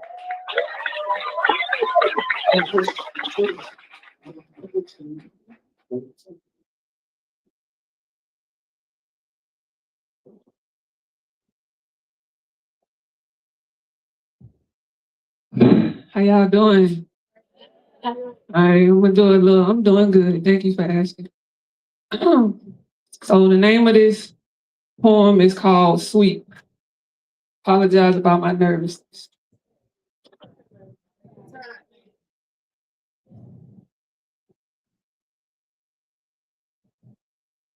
I want to start off by apologizing. If anything I say in this poem triggers the emotions of anybody in this room tonight, I apologize. I apologize that you lack accountability. Because see, y'all can sit there and lie to yourselves all y'all want, but when it comes from an outside source, don't it just hit a little differently? So let me be the first to apologize. That generationally, one of the first things we're taught is what happens in this house stays in this house. But what if what happens in this house hurts? Or what if what happens in this house hits? Or what if what happens in this house emotionally abuses me? Or what if what happens in this house gets aggressive with my mom when he takes sips? I apologize. That from that point, you will be forced to learn that a broom is not the only thing you will use to sweep with in life. A broom goes from being physical to mental, and the dirt under the rug represents everything you got to act like you don't see throughout life. A broom somehow becomes heavy because it went from you sweeping the dirt of your own home. Now you sweeping the dirt of your whole family. Now everybody's sitting at Thanksgiving uncomfortable. Niece in the corner, silently crying out, wondering if she's the only one being touched by her uncle. Everybody walking around clutching their purse while the family thief sits there all comfortable. Auntie walking around with shades on, trying to hide the black eye that she got from her husband. And a rich cousin sitting over there with her nose in the air, acting like all of her dirt could be covered by money. Y'all triggered yet? Or y'all want me to keep going? Family manipulator walking around trying to figure out who she gonna scam next. Cousin walking around with air quote yearly allergies, but y'all just continue to sweep that. With every sniff, act like y'all don't see that. Because what happens in this house stays in this house, right? So if y'all hear something, don't you go and repeat that. I apologize. Did y'all feel the need to teach y'all kids to lie? Then get mad when they turn around and lie to you. Because the fact is, if y'all went out here doing nothing wrong, you wouldn't be afraid of the truth. I apologize to those who tried to speak out but was met with the broom. Because around here, it seemed like the enablers sweep the victim to protect all the predators in the room. I apologize you weren't protected. I apologize you were forced to stay silent. I apologize that instead of your family, I'm the one up here apologizing. I apologize that this was the start of our babies not being protected. I apologize that because y'all allowed it to happen in your house, now thousands of other households are affected. Y'all triggered yet? Sit up when I'm talking to you. Don't hold your head down now that somebody's finally confronting you. If you see something, say something. Why is that so hard for y'all to do? I've learned in these situations, there are 3 types of people: the victim, the predator, and the enabler. Which one are you? Or maybe you're 2. Are y'all not tired of sweeping yet, or shall I resume? It's on? Okay. So now the sweeping continues, no more apologizing. At this point, I'm tired of being patient. Because what was once silently whispered behind closed doors now echoes throughout the streets of what they say is our nation.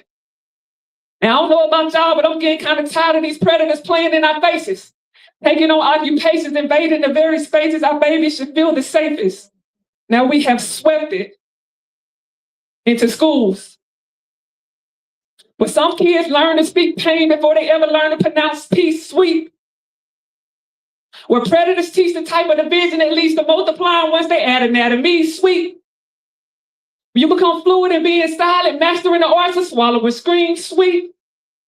Because y'all still ain't triggered enough, we have swept it from the school to the church pulpit. Seats. Preach. Deception disguised as righteousness. How dare you use a Bible to validate your maliciousness? Sweet. Just to let the congregation know a wolf dressed as comfort can destroy a whole flock of sheep. If sweet. You continue to protect the predator's name, even if that means burying a child secret. Sweet. Now, how do you pitch heaven to a child that's been through hell like this? And because y'all still ain't triggered enough, we have swept it from the pastors to the president. We convicted of 34 felonies but face no punishment. Sweet. This man faced 3 assassination attempts to get y'all attention off the Epstein list. Sweet. Why would they need to redact his name if old boy was innocent? Sweet. I can't help but wonder if some of the people on that Epstein, on the island was once missing kids that got trafficked when we sweep. Every Amber Alert is if it's your phone alarm going off in the morning, sweep, saying things like, that's just their father. As if that being their father doesn't mean they're not in harm, and sweep, without even looking to see what's going on, you sweep away the notification to continue scrolling social media platforms, sweep, as if that's more important, sweet. But what if one day it was one of yours and sweet? The people around ignored all the warnings, sweet. And your baby never came home and sweet. Ended up on the island with Donald Trump, sweet. How would you feel if it was one of yours? Sweet. We've been protecting the wrong ones, sweet. And look at what we have become, sweet. I don't have no more strength in my arms to sweep any more of the world's burden, so I'm done sweeping. But real quick before I go, I wanted to apologize. If anything I said in this poem tonight triggered the emotions of anybody in this room tonight, I apologize. I apologize that your accountability. I love y'all. Thank you. Oh, yeah. Don't move, everybody. Hold on. Don't move. Don't move. Okay, please join me. We have this, it's another segment to this. So give me a moment.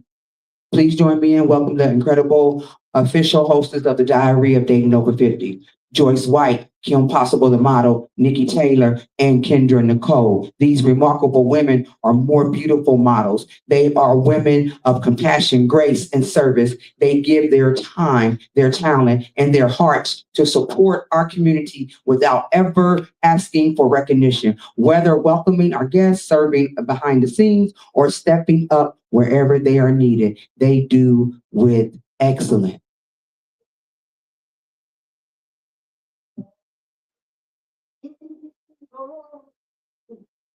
Walk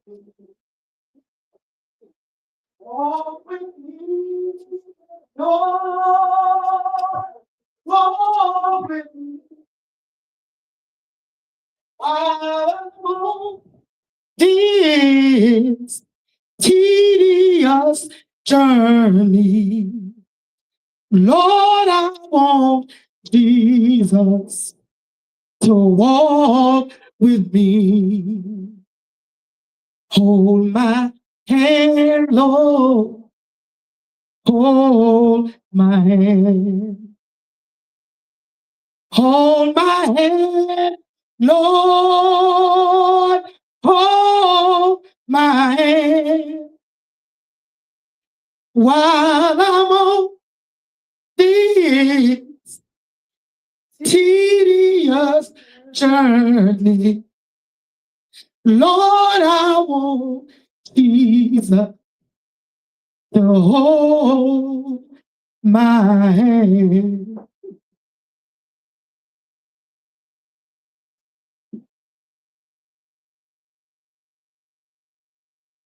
Found myself in a situation of homelessness.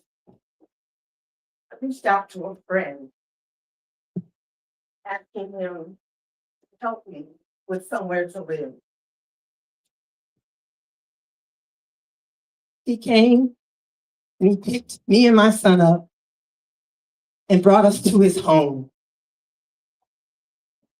I had no idea that he would become my abuser. He made me do things. It first started out once a week. It then progressed to every day. And then the abuse started with my son as well. He locked us in the house. I didn't even know if it was day or night. And he locked my son in a shed. One time, when I felt like I had enough and I was ready to leave, he held a gun to my son's head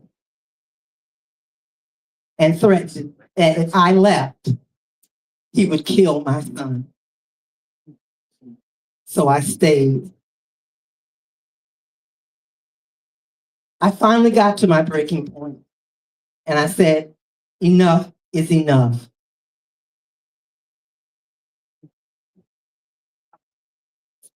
I am Charlotte.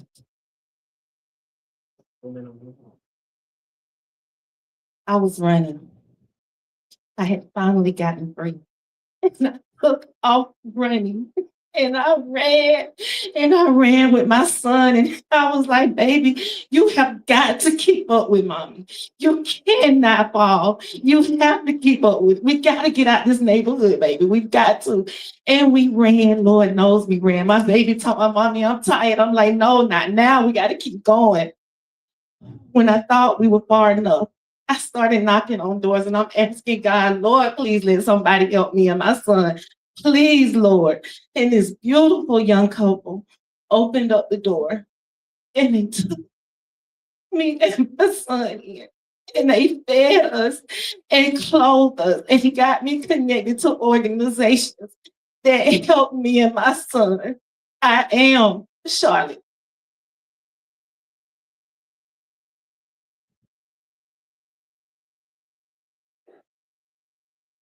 My father, my uncle, molested me. I did not know what to do, and I had nowhere to go. I became homeless, trying to run, pregnant by my father. It just spiraled out of control. I did not know what to do and where to go. Thank God for this beautiful lady who took me in to help me. But still, I wasn't on track. I ended up drugs in a strip club, then being trafficked by someone I loved and trusted. I knew God just had me keep going and keep living for a reason. Because I'm here to just speak and help other survivors. I thank God for allowing me to still live and not lose my life. I am Francine. I realized that my life had meaning and meant more. And in the end, I had to stand for something. Enough is enough. I am Charlotte.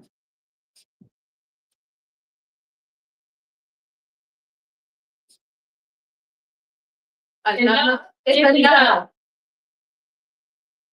Thank you, ladies. I would like to bring out Kim Reed real quick. Accomplished actress, playwriter, director, actor. She is a SXF studio. She is the person that is responsible for the makeup on these ladies' face. Thank you, Kim. Thank you. Okay, yeah. My father. Mics. I'm trying to search now. Thank you. Wonderful job. Give it up for the ladies again. They did some other guys. My baby, you all right, baby?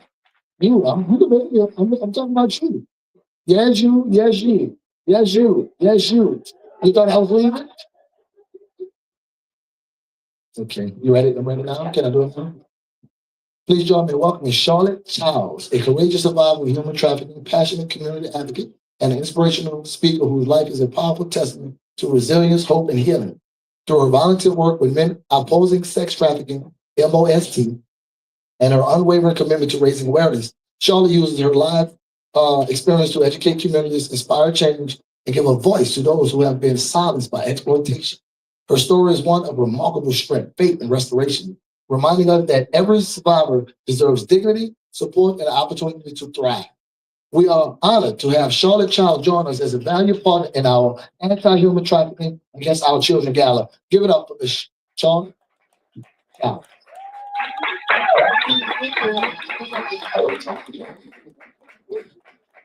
Thank you.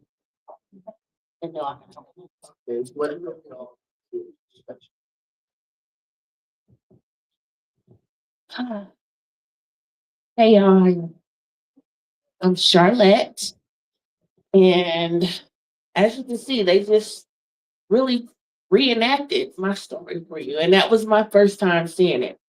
Although I lived it, it's different seeing someone else portray it. Although I've healed from it, but it was just different. Okay, so my story starts. I'm 12 years old. My mom, in her addiction, sold me to her drug dealer to cover her debt. And then after that, my first, I guess,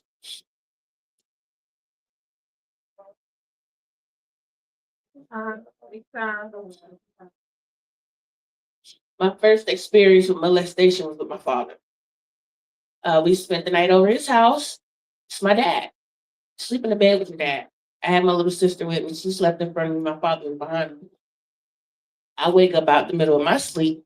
My father is grinding on me and filling on me in the middle of the night. You're my father. Why are you doing this? And you can't do nothing. You're stuck. You don't know what to do. But I'm like, maybe I was supposed to be there, because if I wasn't, he would have gotten to my little sister. And who knows how that would have turned out. So let's fast forward a few years. 2021, after my mom passed, I had lost my apartment, and I was then using methamphetamine. And I had befriended a guy over the internet. He was real nice over the internet. He came, knight in shining armor. Oh, I have a house. Oh, come on, you and your son. Yes, I can help you. Really? Okay. So we get over to his house, and 2 weeks in, it was okay. Everything was fine, normal. We cooked. My son was going to school. And then things started getting a little weird, because now it started as a threesome. That's how it started. You bringing other men into our bed. Okay. Okay. But then now you want me to be with these people outside of our bed by myself. And I come to find out that this is how you're supporting your habit, by me being with these other men. Let's fast forward a few months. He takes us out of that house and he moves us to another house. This is all in Orlando, Florida, by the way. And this house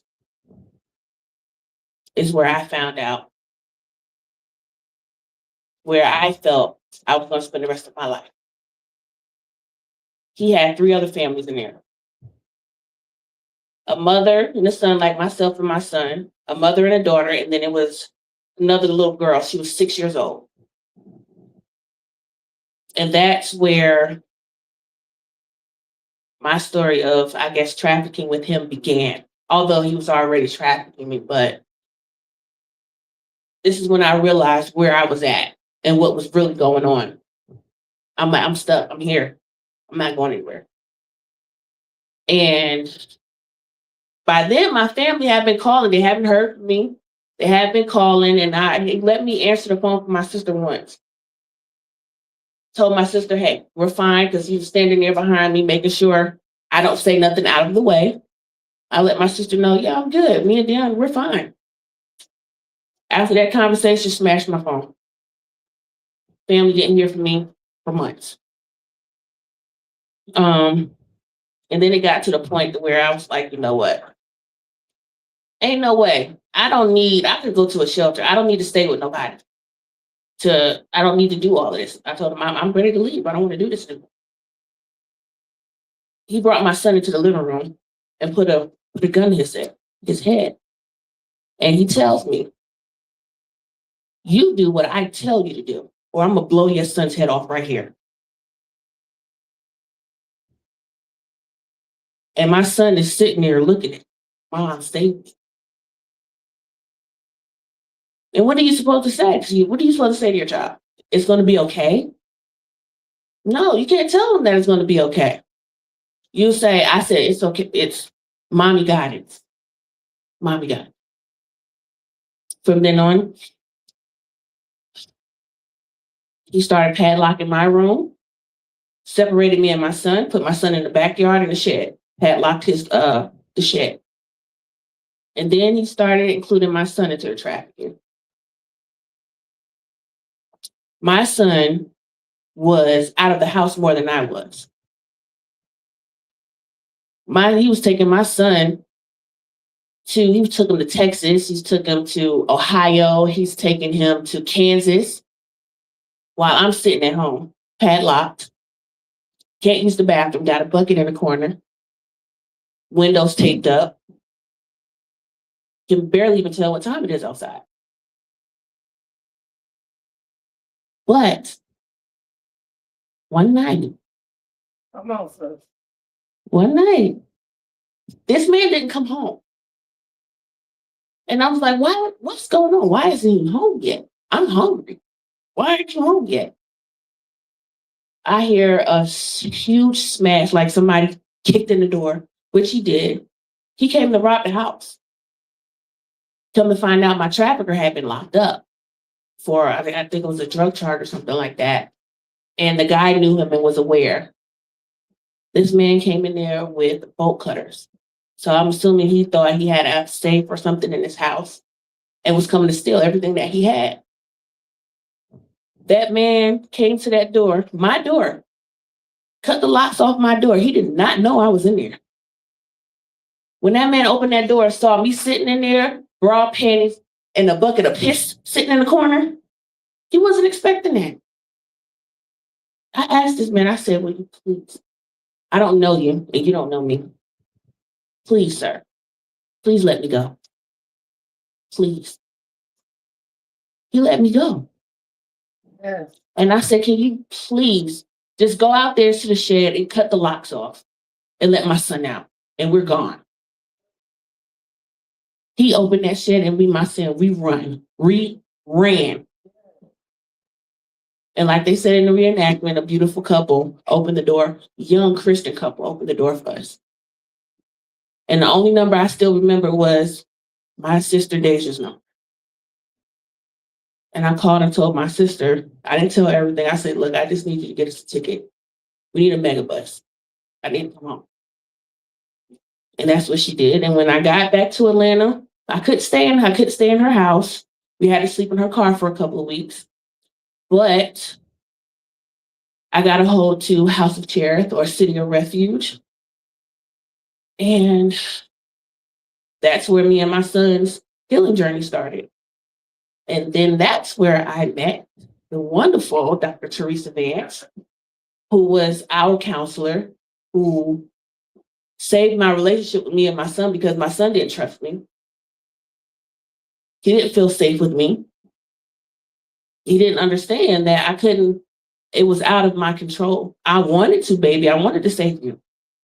I didn't want you to sit there. I didn't want you to go through what you went through. But we've been good. Amen. We've been good. Thank you.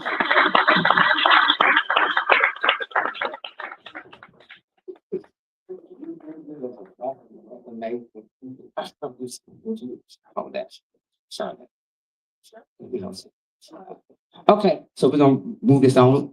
Preach, please don't go nowhere. Please join me in welcome. We're gonna shine a little funny on this real quick. Incredibly talented Preach, a visionary, entertainer, creator, force whose impact reaches far beyond the stage. As a founder of the comedy Dream Team, Preach is an accomplished producer, director, writer, actor, and DJ. He said he don't DJ anymore. And he has a podcast called Better Behind the Mic, and a movie just came out on Tubi, Better Call Pop. Let's introduce Preach. And while Preach is getting ready, I'm going to have Alex set up so that we are really, really running out of time. Oh, we gotta have you, y'all. It's about to get the sounds of MC Rawface and DJ Rock.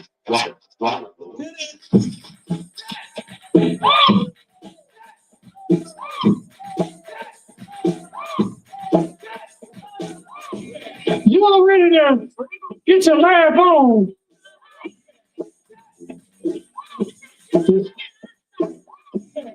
Yeah, it made it hard here.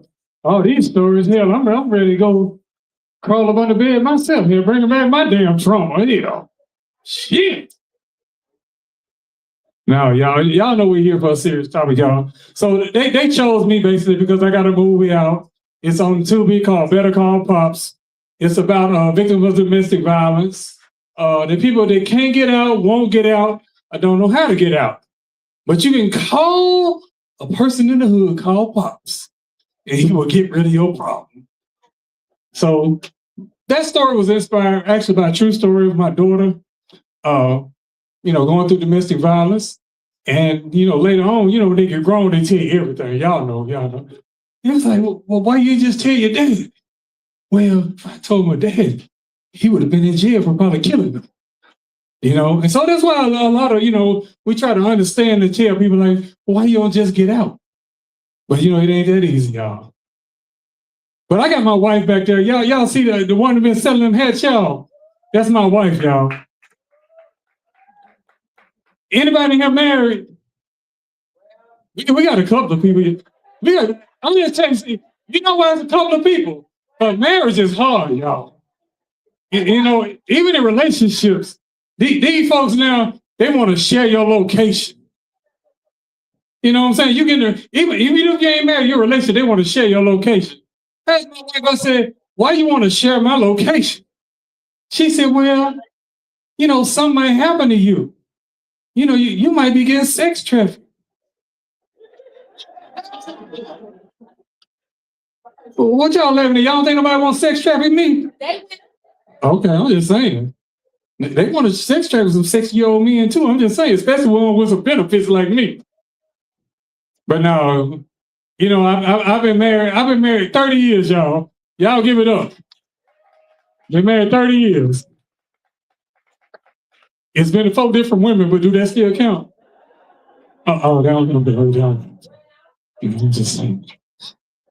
But yeah, but I see, just a few people raised their hand that it was married. So that let me know there's a lot of single Black women in here. Now, how many of y'all in the house love Jesus? And I can't hear y'all. How many of y'all love Jesus? Now, I know one thing. All these single Black women in the house. Now, y'all heard the rumor they said Jesus was married before. Y'all heard that? I know y'all heard. Y'all heard. Don't be acting like y'all heard it. It was on the internet, so y'all know it's true.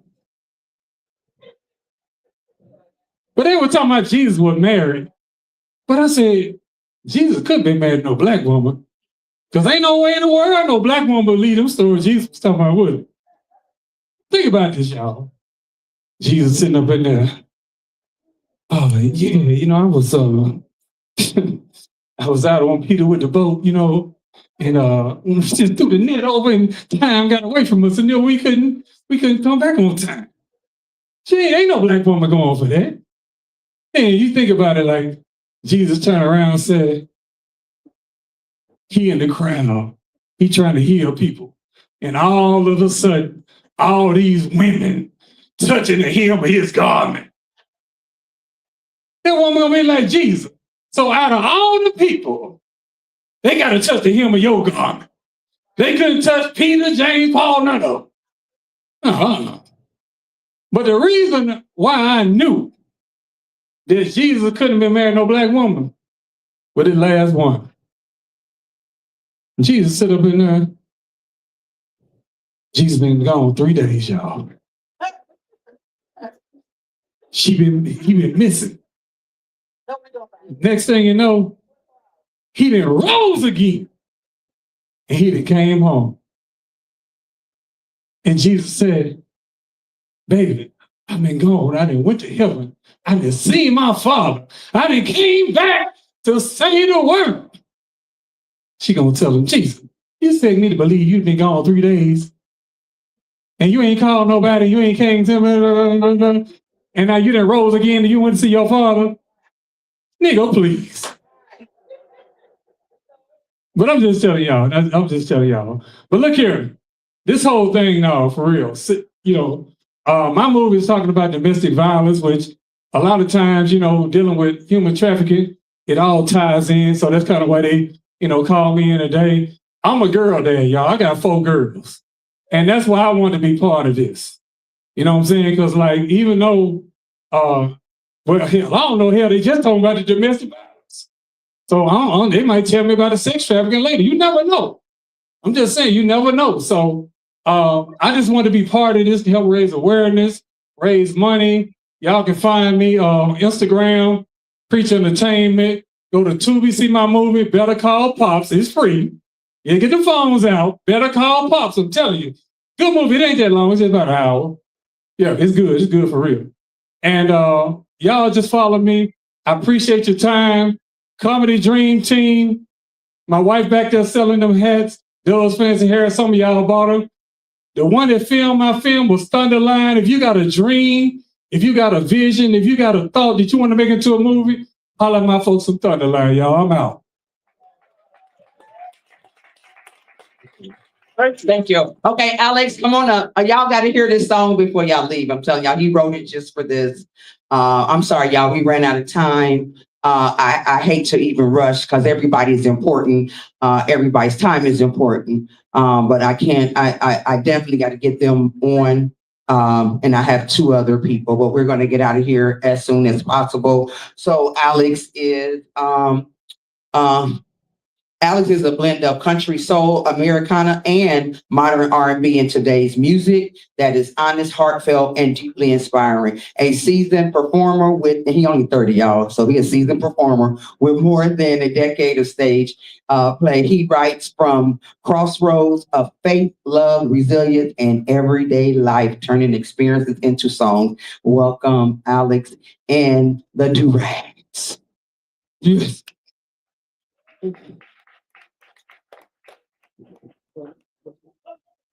Sorry, you gotta rush.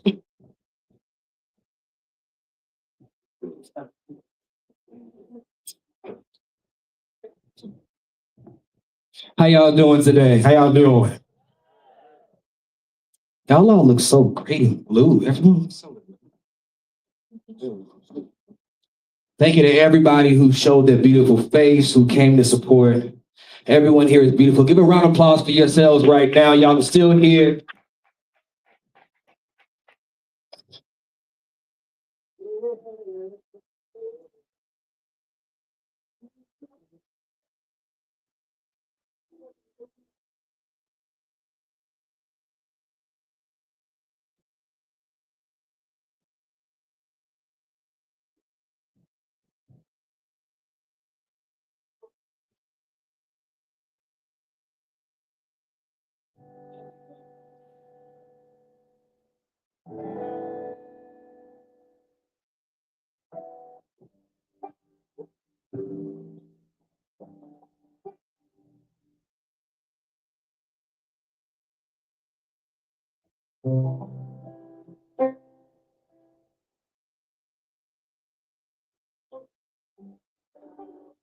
So I have an original song, right? So can I sing what's on my heart?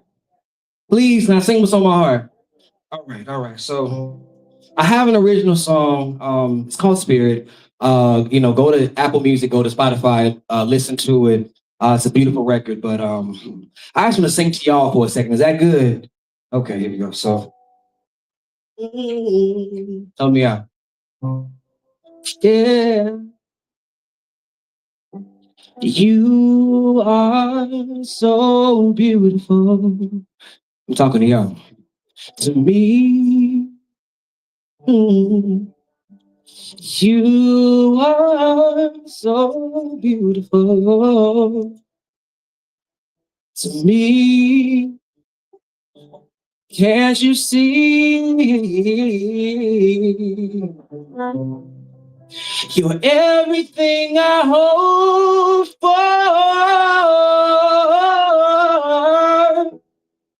You're everything I need. Mm. You are so beautiful. Yeah. To me, help me out. And you are so beautiful. Help me out. To me, talk to yourself. Say you are so beautiful.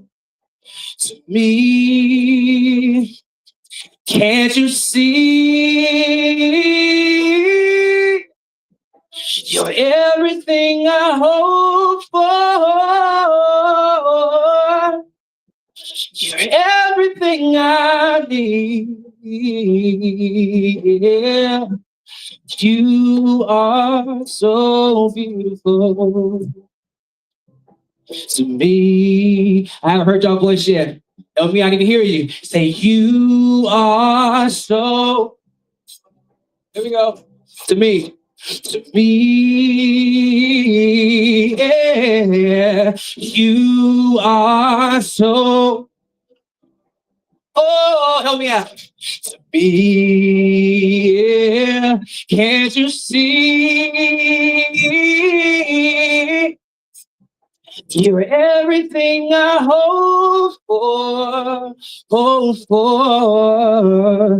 You're everything I need. Take me down. And you are so beautiful. Yeah. To me, song goes like this. And when the night has come and the land is dark and the moon is the only light we see. No, I won't be afraid. No, I won't be afraid.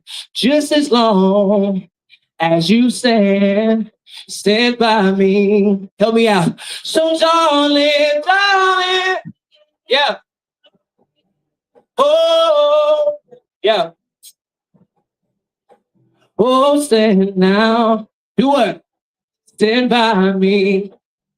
One more time. So darling, stand. Oh, yeah. Y'all sound so good.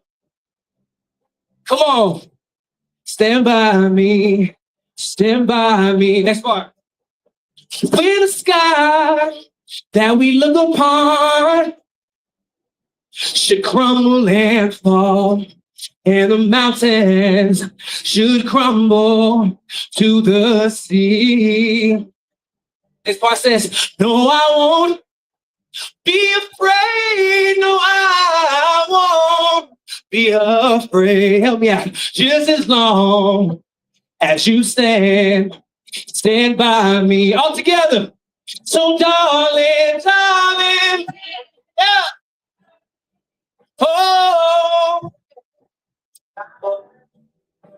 Oh, stand, yeah. Stand by me. So darling,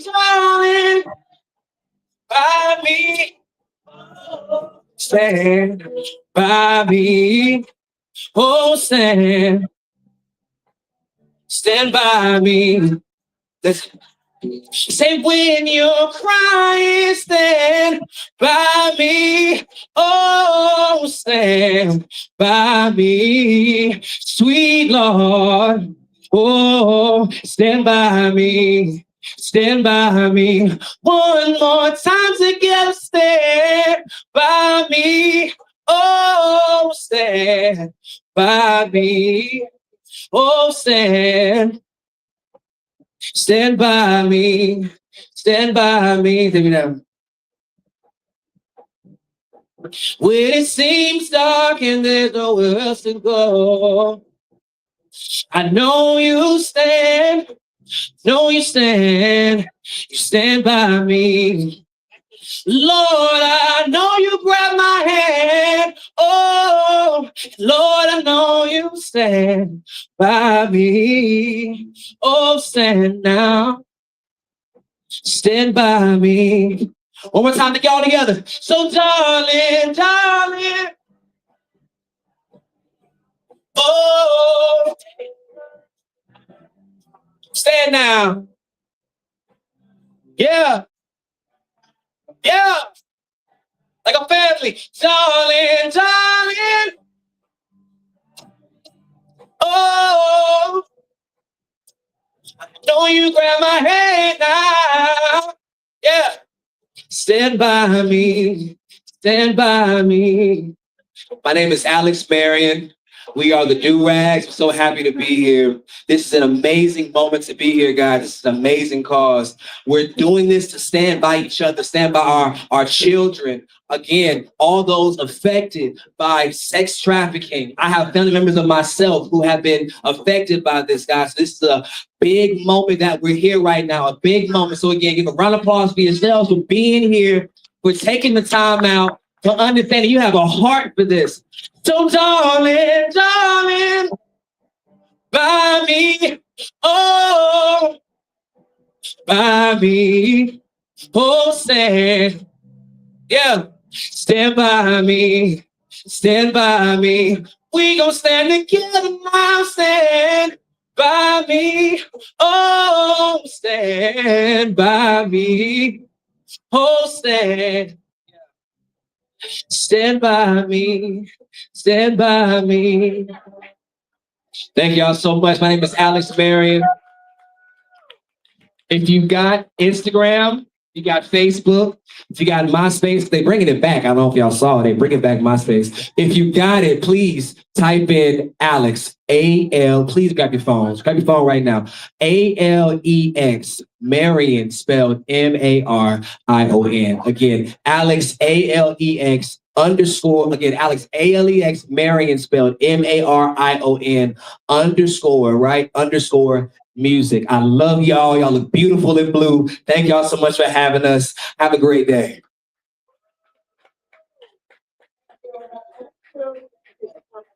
All right, we got one more performance, guys. I have to let these people do what they do. They've been here all day waiting on us. So it's only right that they come up and perform for us. And then my friend, Dr. Hazel Jade, is going to close it out. So, I'm sorry. Ladies and gentlemen, welcome the Southern Soul artist, Kwesi, born Daniel Oportu in Ghana and raised in the greater Atlanta area. I tear his name up every time. Kwesi has inspired audience with his smooth vocals, heartfelt storytelling, and powerful stage presence. After overcoming adversity and turning a life of changes, setbacks into purpose, he has built an impressive music career, sharing the stage with artists like Babyface, Fantasia, Life Jennings, Mint Condition, Kevin Ross, and while earning a chart-topping success as a solo artist, tonight, Kwesi lends his incredible gift in his voice. Yeah.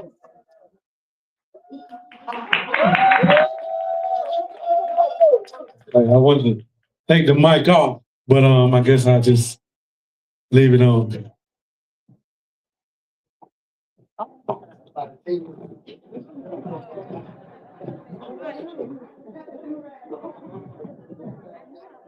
Appreciate that. Appreciate that. I just want to say how honored I am to be a part of this event. The cause is a just cause. And I just want to say I'm proud of all of you ladies, the survivors. Y'all made it. Y'all did it. Don't let nobody else tell you anything to tear you down. You made it through your adversity. And that's something to be admired.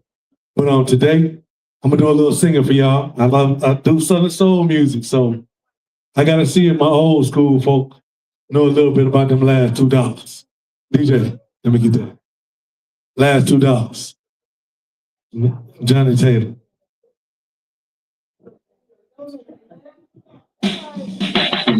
Oh yeah, y'all heard what it is, what it is. Let's tell my story, y'all. Listen. The lady at the casino, she lost all her money, yeah. Said, don't feel sorry for me, no. Don't feel sorry, honey. But if you want to do a lady a favor, it's what I want you to do.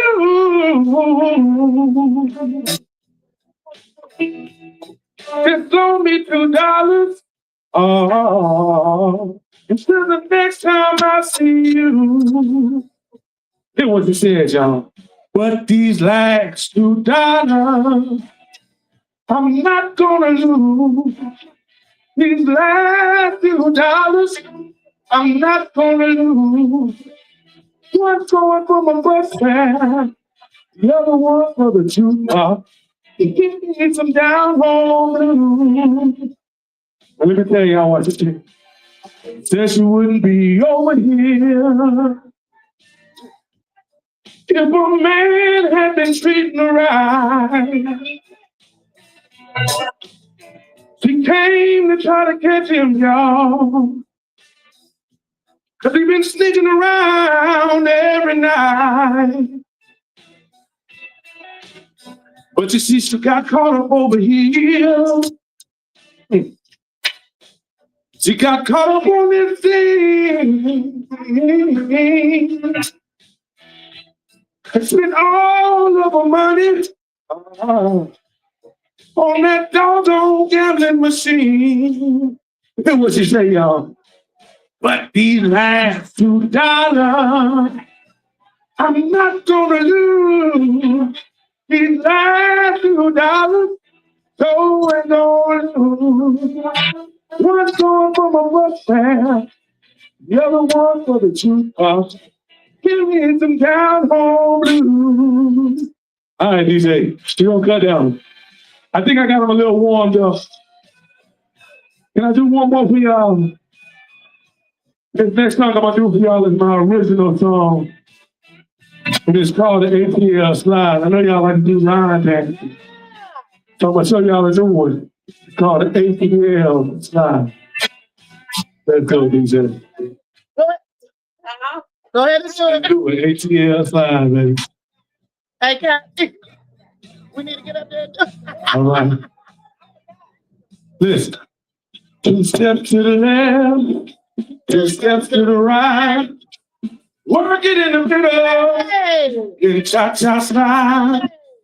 Roll to the left, then roll to the right. Step left and right, ATL slide. 2 steps to the left, 2 steps to the right. Work it in the middle, in cha-cha slide. Roll to the left, then roll to the right. Step left and right, ATL slide. Get on up, do the ATL slide. Get on up and do the ATL slide. Get on up, do the ATL slide. Just get on up and do the ATL slide. Georgia peaches in the room in them Daisy Dukes. Fellas feeling good and they stepping in them cowboy boots. Now hold up, wait a minute. ATL is all up in it. Now hold up. Wait a minute. 2 steps to the left, 2 steps to the right. Work it in the middle. Then cha-cha slide. Roll to the left, then roll to the right. Step left and right. ATL slide. 2 steps to the left, 2 steps to the right. Work it in the middle. Then cha-cha slide. Roll to the left, then roll to the right. Step left and right. ATL slide. Get on up, do the ATL slide. Get on up, do the ATL slide. Get on up, do the ATL slide. Just get on up, do the ATL slide. Yes. North side, do the ATL slide. East side, do the ATL slide. West side, do the ATL slide. To the south side, do the ATL slide. Now slide, slide, slide, slide. Now slide, slide, slide, slide. Hey y'all, I love y'all. I go by the name of Quasi. Please go follow me on Instagram at @I am_Quasi, QUASEY. On Facebook at I Am Quasi. On TikTok at The Real Quasi. Looking forward to seeing y'all. I do follow back. I love all of y'all. Y'all have a great one. Okay. All right, guys, just a couple more minutes, I swear.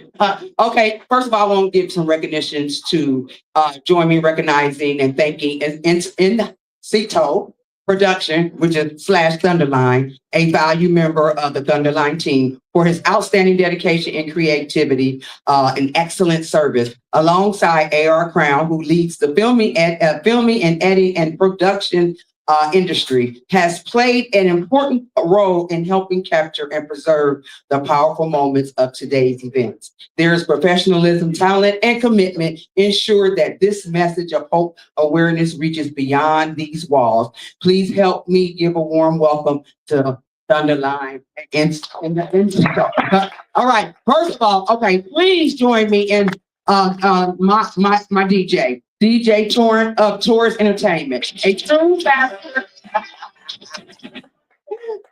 master of music. DJ Torrent Escorcel has built a reputation on outstanding old school DJ who knows exactly how to keep the energy high and the crowd engaged beyond the turntables. He is a devoted husband to one of the dearest friends I love, Vivian, that lady back there in the corner, and support his talents, wife, and work as a designer, demonstrating the power of partnership and family. Today, we're honored to have him and his beautiful wife in attendance, and the timeless sound of 2 anti-human trafficking events against our children. Also, I am going to do a closing, but then my friend Hazel J going to come up and say a word or two, because she can, if anyone in here is triggered by anything, that's what she does. So thank you for believing in this mission, showing up and standing with us for children who cannot always speak for themselves. Tonight was more than a gala. It was a movement of hope, healing, awareness, and love. To every guest, volunteer, sponsor, performer, speaker, vendor, media partner, and behind the scenes supporters, thank you. Your time and generosity made this possible. A special thanks to our survivors for your courage in sharing your stories. Your strength has touched every heart and will help others find their voice. I also want to recognize the official hostesses, models of the Diary of Dayton Over 50, Dr. Nikki, Dr. Kendra, Kim Possible, the model, and my bestie, Joyce White. Thank you for your grace and excellence. Special thanks to Dan Moore and the Apex Museum, Dr. Lucky, Chaplain Dr. Dahl Faye, Terry Stevenson, Dr.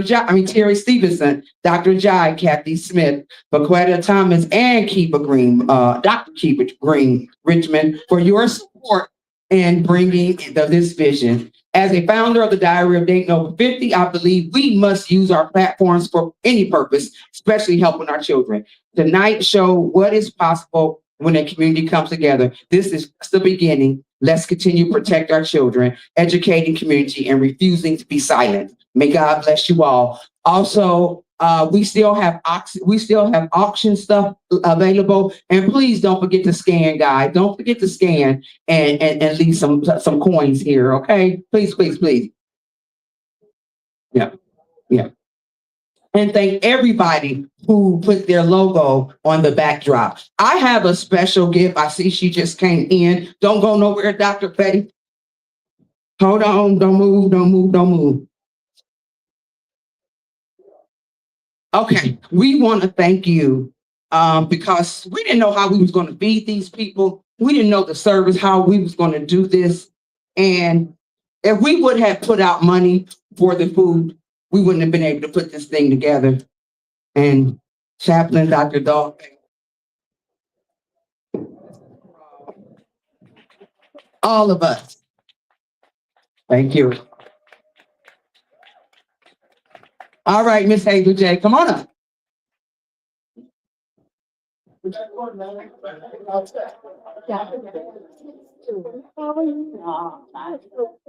All right, y'all. Happy Sunday. As y'all get ready to walk out of here, let me first tell you who I am. I'm Dr. Hazel J, Grief Transformation Lifestyle Coach. And if you would like to follow me, you can at iGlow Consulting on Facebook and Instagram, or under Dr. Hazel J. All right, so I had something that I was going to just say from the heart, but then I was like, okay, let me just write something. But now I'm just going to tell y'all, go ahead and hug yourselves. Just hug yourself. Hug yourself and let yourself know how much you love you and how much you appreciate you. And just hug yourself. Like, hugging yourself is like more beautiful, more powerful than anything else that I can think of. So when you're in those moments of sadness or loneliness or confusion or just disappointment, just look in the mirror, hug yourself and tell yourself, I'm going to be okay. I'm going to be okay. All right, y'all, I'm done. Have a great one. Bye-bye. Thank you. Sorry, we ran out of time, y'all. This was such a beautiful event, and we definitely ran out of time. And some of us talked too long, like me. But this is only the first year. We're definitely bringing it back, and we're going to make sure we got an extra hour in the programming. But I thank you guys. I appreciate you, and I believe the time of the house, they're gone. What gifts do we have left? The gift that we have left is Tanya Lewis for putting all this together, really. She created this platform for everybody to these children. Nobody has properly given her due diligence for the day. But Tanya, you are incredible. You brought us all together out of nowhere. I got an email saying, we need you. And I was there, but it was your vision. And you have worked your butt off from beginning to end. All the flyers, all the work, all the hard work, everything that you saw, she created it all. She did it all. We were just saying, she was like, send me a picture. Before I know it, I'm all over Facebook or whatever. So she did it all, and she worked hard, and this was your baby. And for your first one, kudos to you. And it's always going to get better. It's going to get so much better from here. It's going to get better. It's going to get so much better. The next one is 3 months. Did I say 3 months? Yeah, we saying 3 months. Tour drive in 3 months. Okay, well, we can add all that together. The dog thing always give me on that. That's just the Diary of Dayton Over 50, second year anniversary. And this lady right here. If I could just touch the hem of her skirt. Touch it. But as a team, collectively, we all poured in. But this lady right here is the spearhead of it all. And she did her thing. She did her big one. And thanks everybody for coming out. I ain't gonna close that because it ain't my show. But we're gonna let Doc, yes. Thank you. You know, collectively, we all put in blood, sweat, and tears. That's that equity, but Tanya, where you at, girl? Where the tissue at? We just want to say to you, no, seriously, when she came up with the idea, it gave me chills. Because during her busy schedule, because she's a flight attendant, okay, so in between her touching down here and there, she was thinking about the children because there's so much trafficking going on right there through the airport, you know. And so I just say to you, I'm with my sister Kathy. See, me and her both Sagittarius. Sometimes she said what I be thinking, and I ain't gotta say it because she done already said it.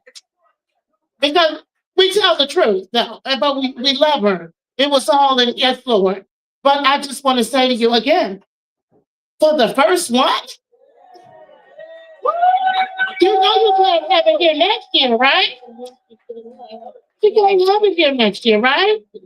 Because it's gonna bring just Lord, you outgrown. You know, so kudos to you. All those sleepless nights and those messages in the chat, and can y'all hop on the call last minute? And we looking like, well, could you give us a little bit more notice?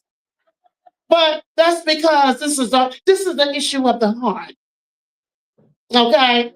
So thank you for showing us, okay, what real love looks like and real caring looks like. Amen. Dr. John, Dr. Kathy, I mean, it was phenomenal to work with you. It was a powerhouse. I don't know if you know any ladies up here. This was a powerful team. It was a powerful move of God, but you spared him. You did an amazing job. Okay? I can't tell. We love you. Yeah. Yeah. All I gotta say is, girl, you did that. You did that. I love you so much, honey. Thank you for the opportunity. You know, whatever you need, y'all know I am. I'm coming. If I ain't got but a little bit, I'm still coming. Okay. So, and that's for anyone. If you need anything, just let me know. But girl, I'm so full right now. I am so full. Next year, look out. Look out. Oh my God.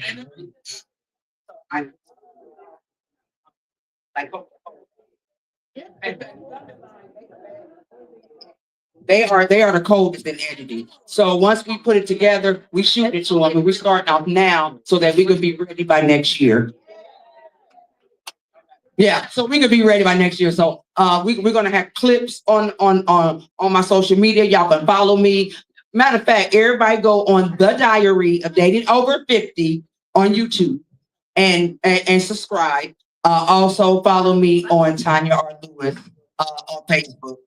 That's where you'll be updated. I'm also The Diary of Dating Over 50, spell out 50 on Instagram. But let me tell you guys, when they get done with that film and I get done bugging the heck out of people, we're hope to make this bigger and better. And we couldn't have did this without the Apex. They volunteered and gave it. It wasn't no struggle. It was nothing. You could have it here. Okay. And you know what? We exposed a lot of people to the Apex. So fair exchange ain't no robbery. Right? So, he got them already. The personal hygiene bag, they went to the Tabitha house. Yeah. And you know,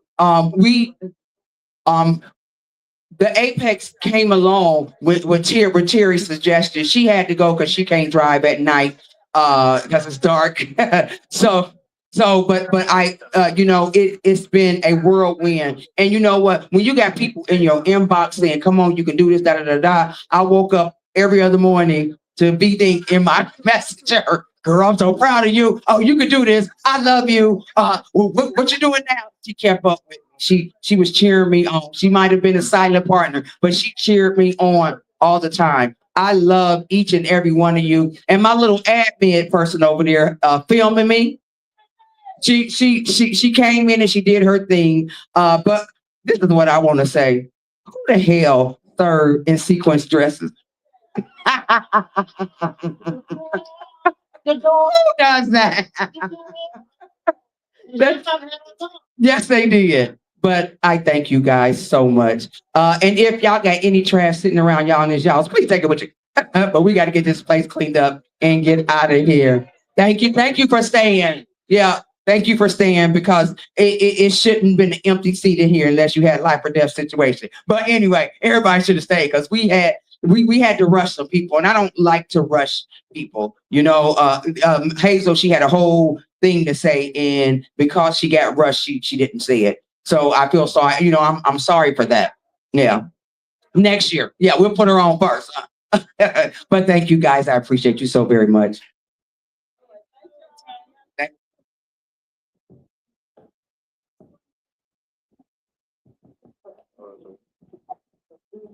All right. Oh, you need to give.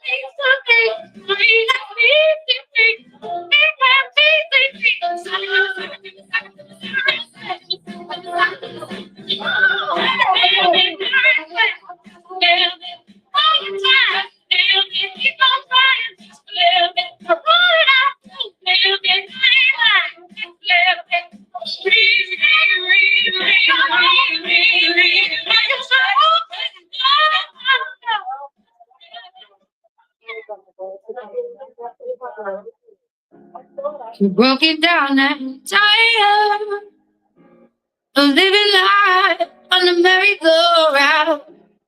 And you can't find out why, but I see it in you, so we gon' walk it out.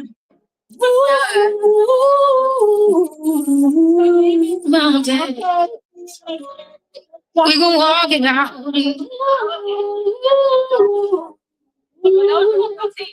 Mountain. And I rise like the day, I rise unafraid, I rise up, and I do it 1,000 times again.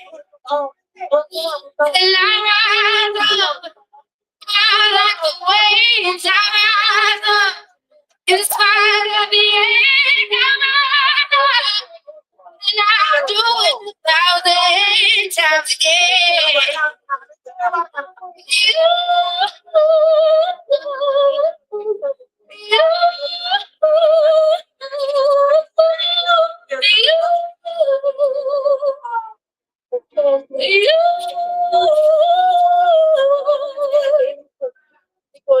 The silence is in quiet, and it feels like it's getting hard to breathe. And I know you feel like tired, but I promise we'll take the world to its feet. I'll take, bring it to its feet.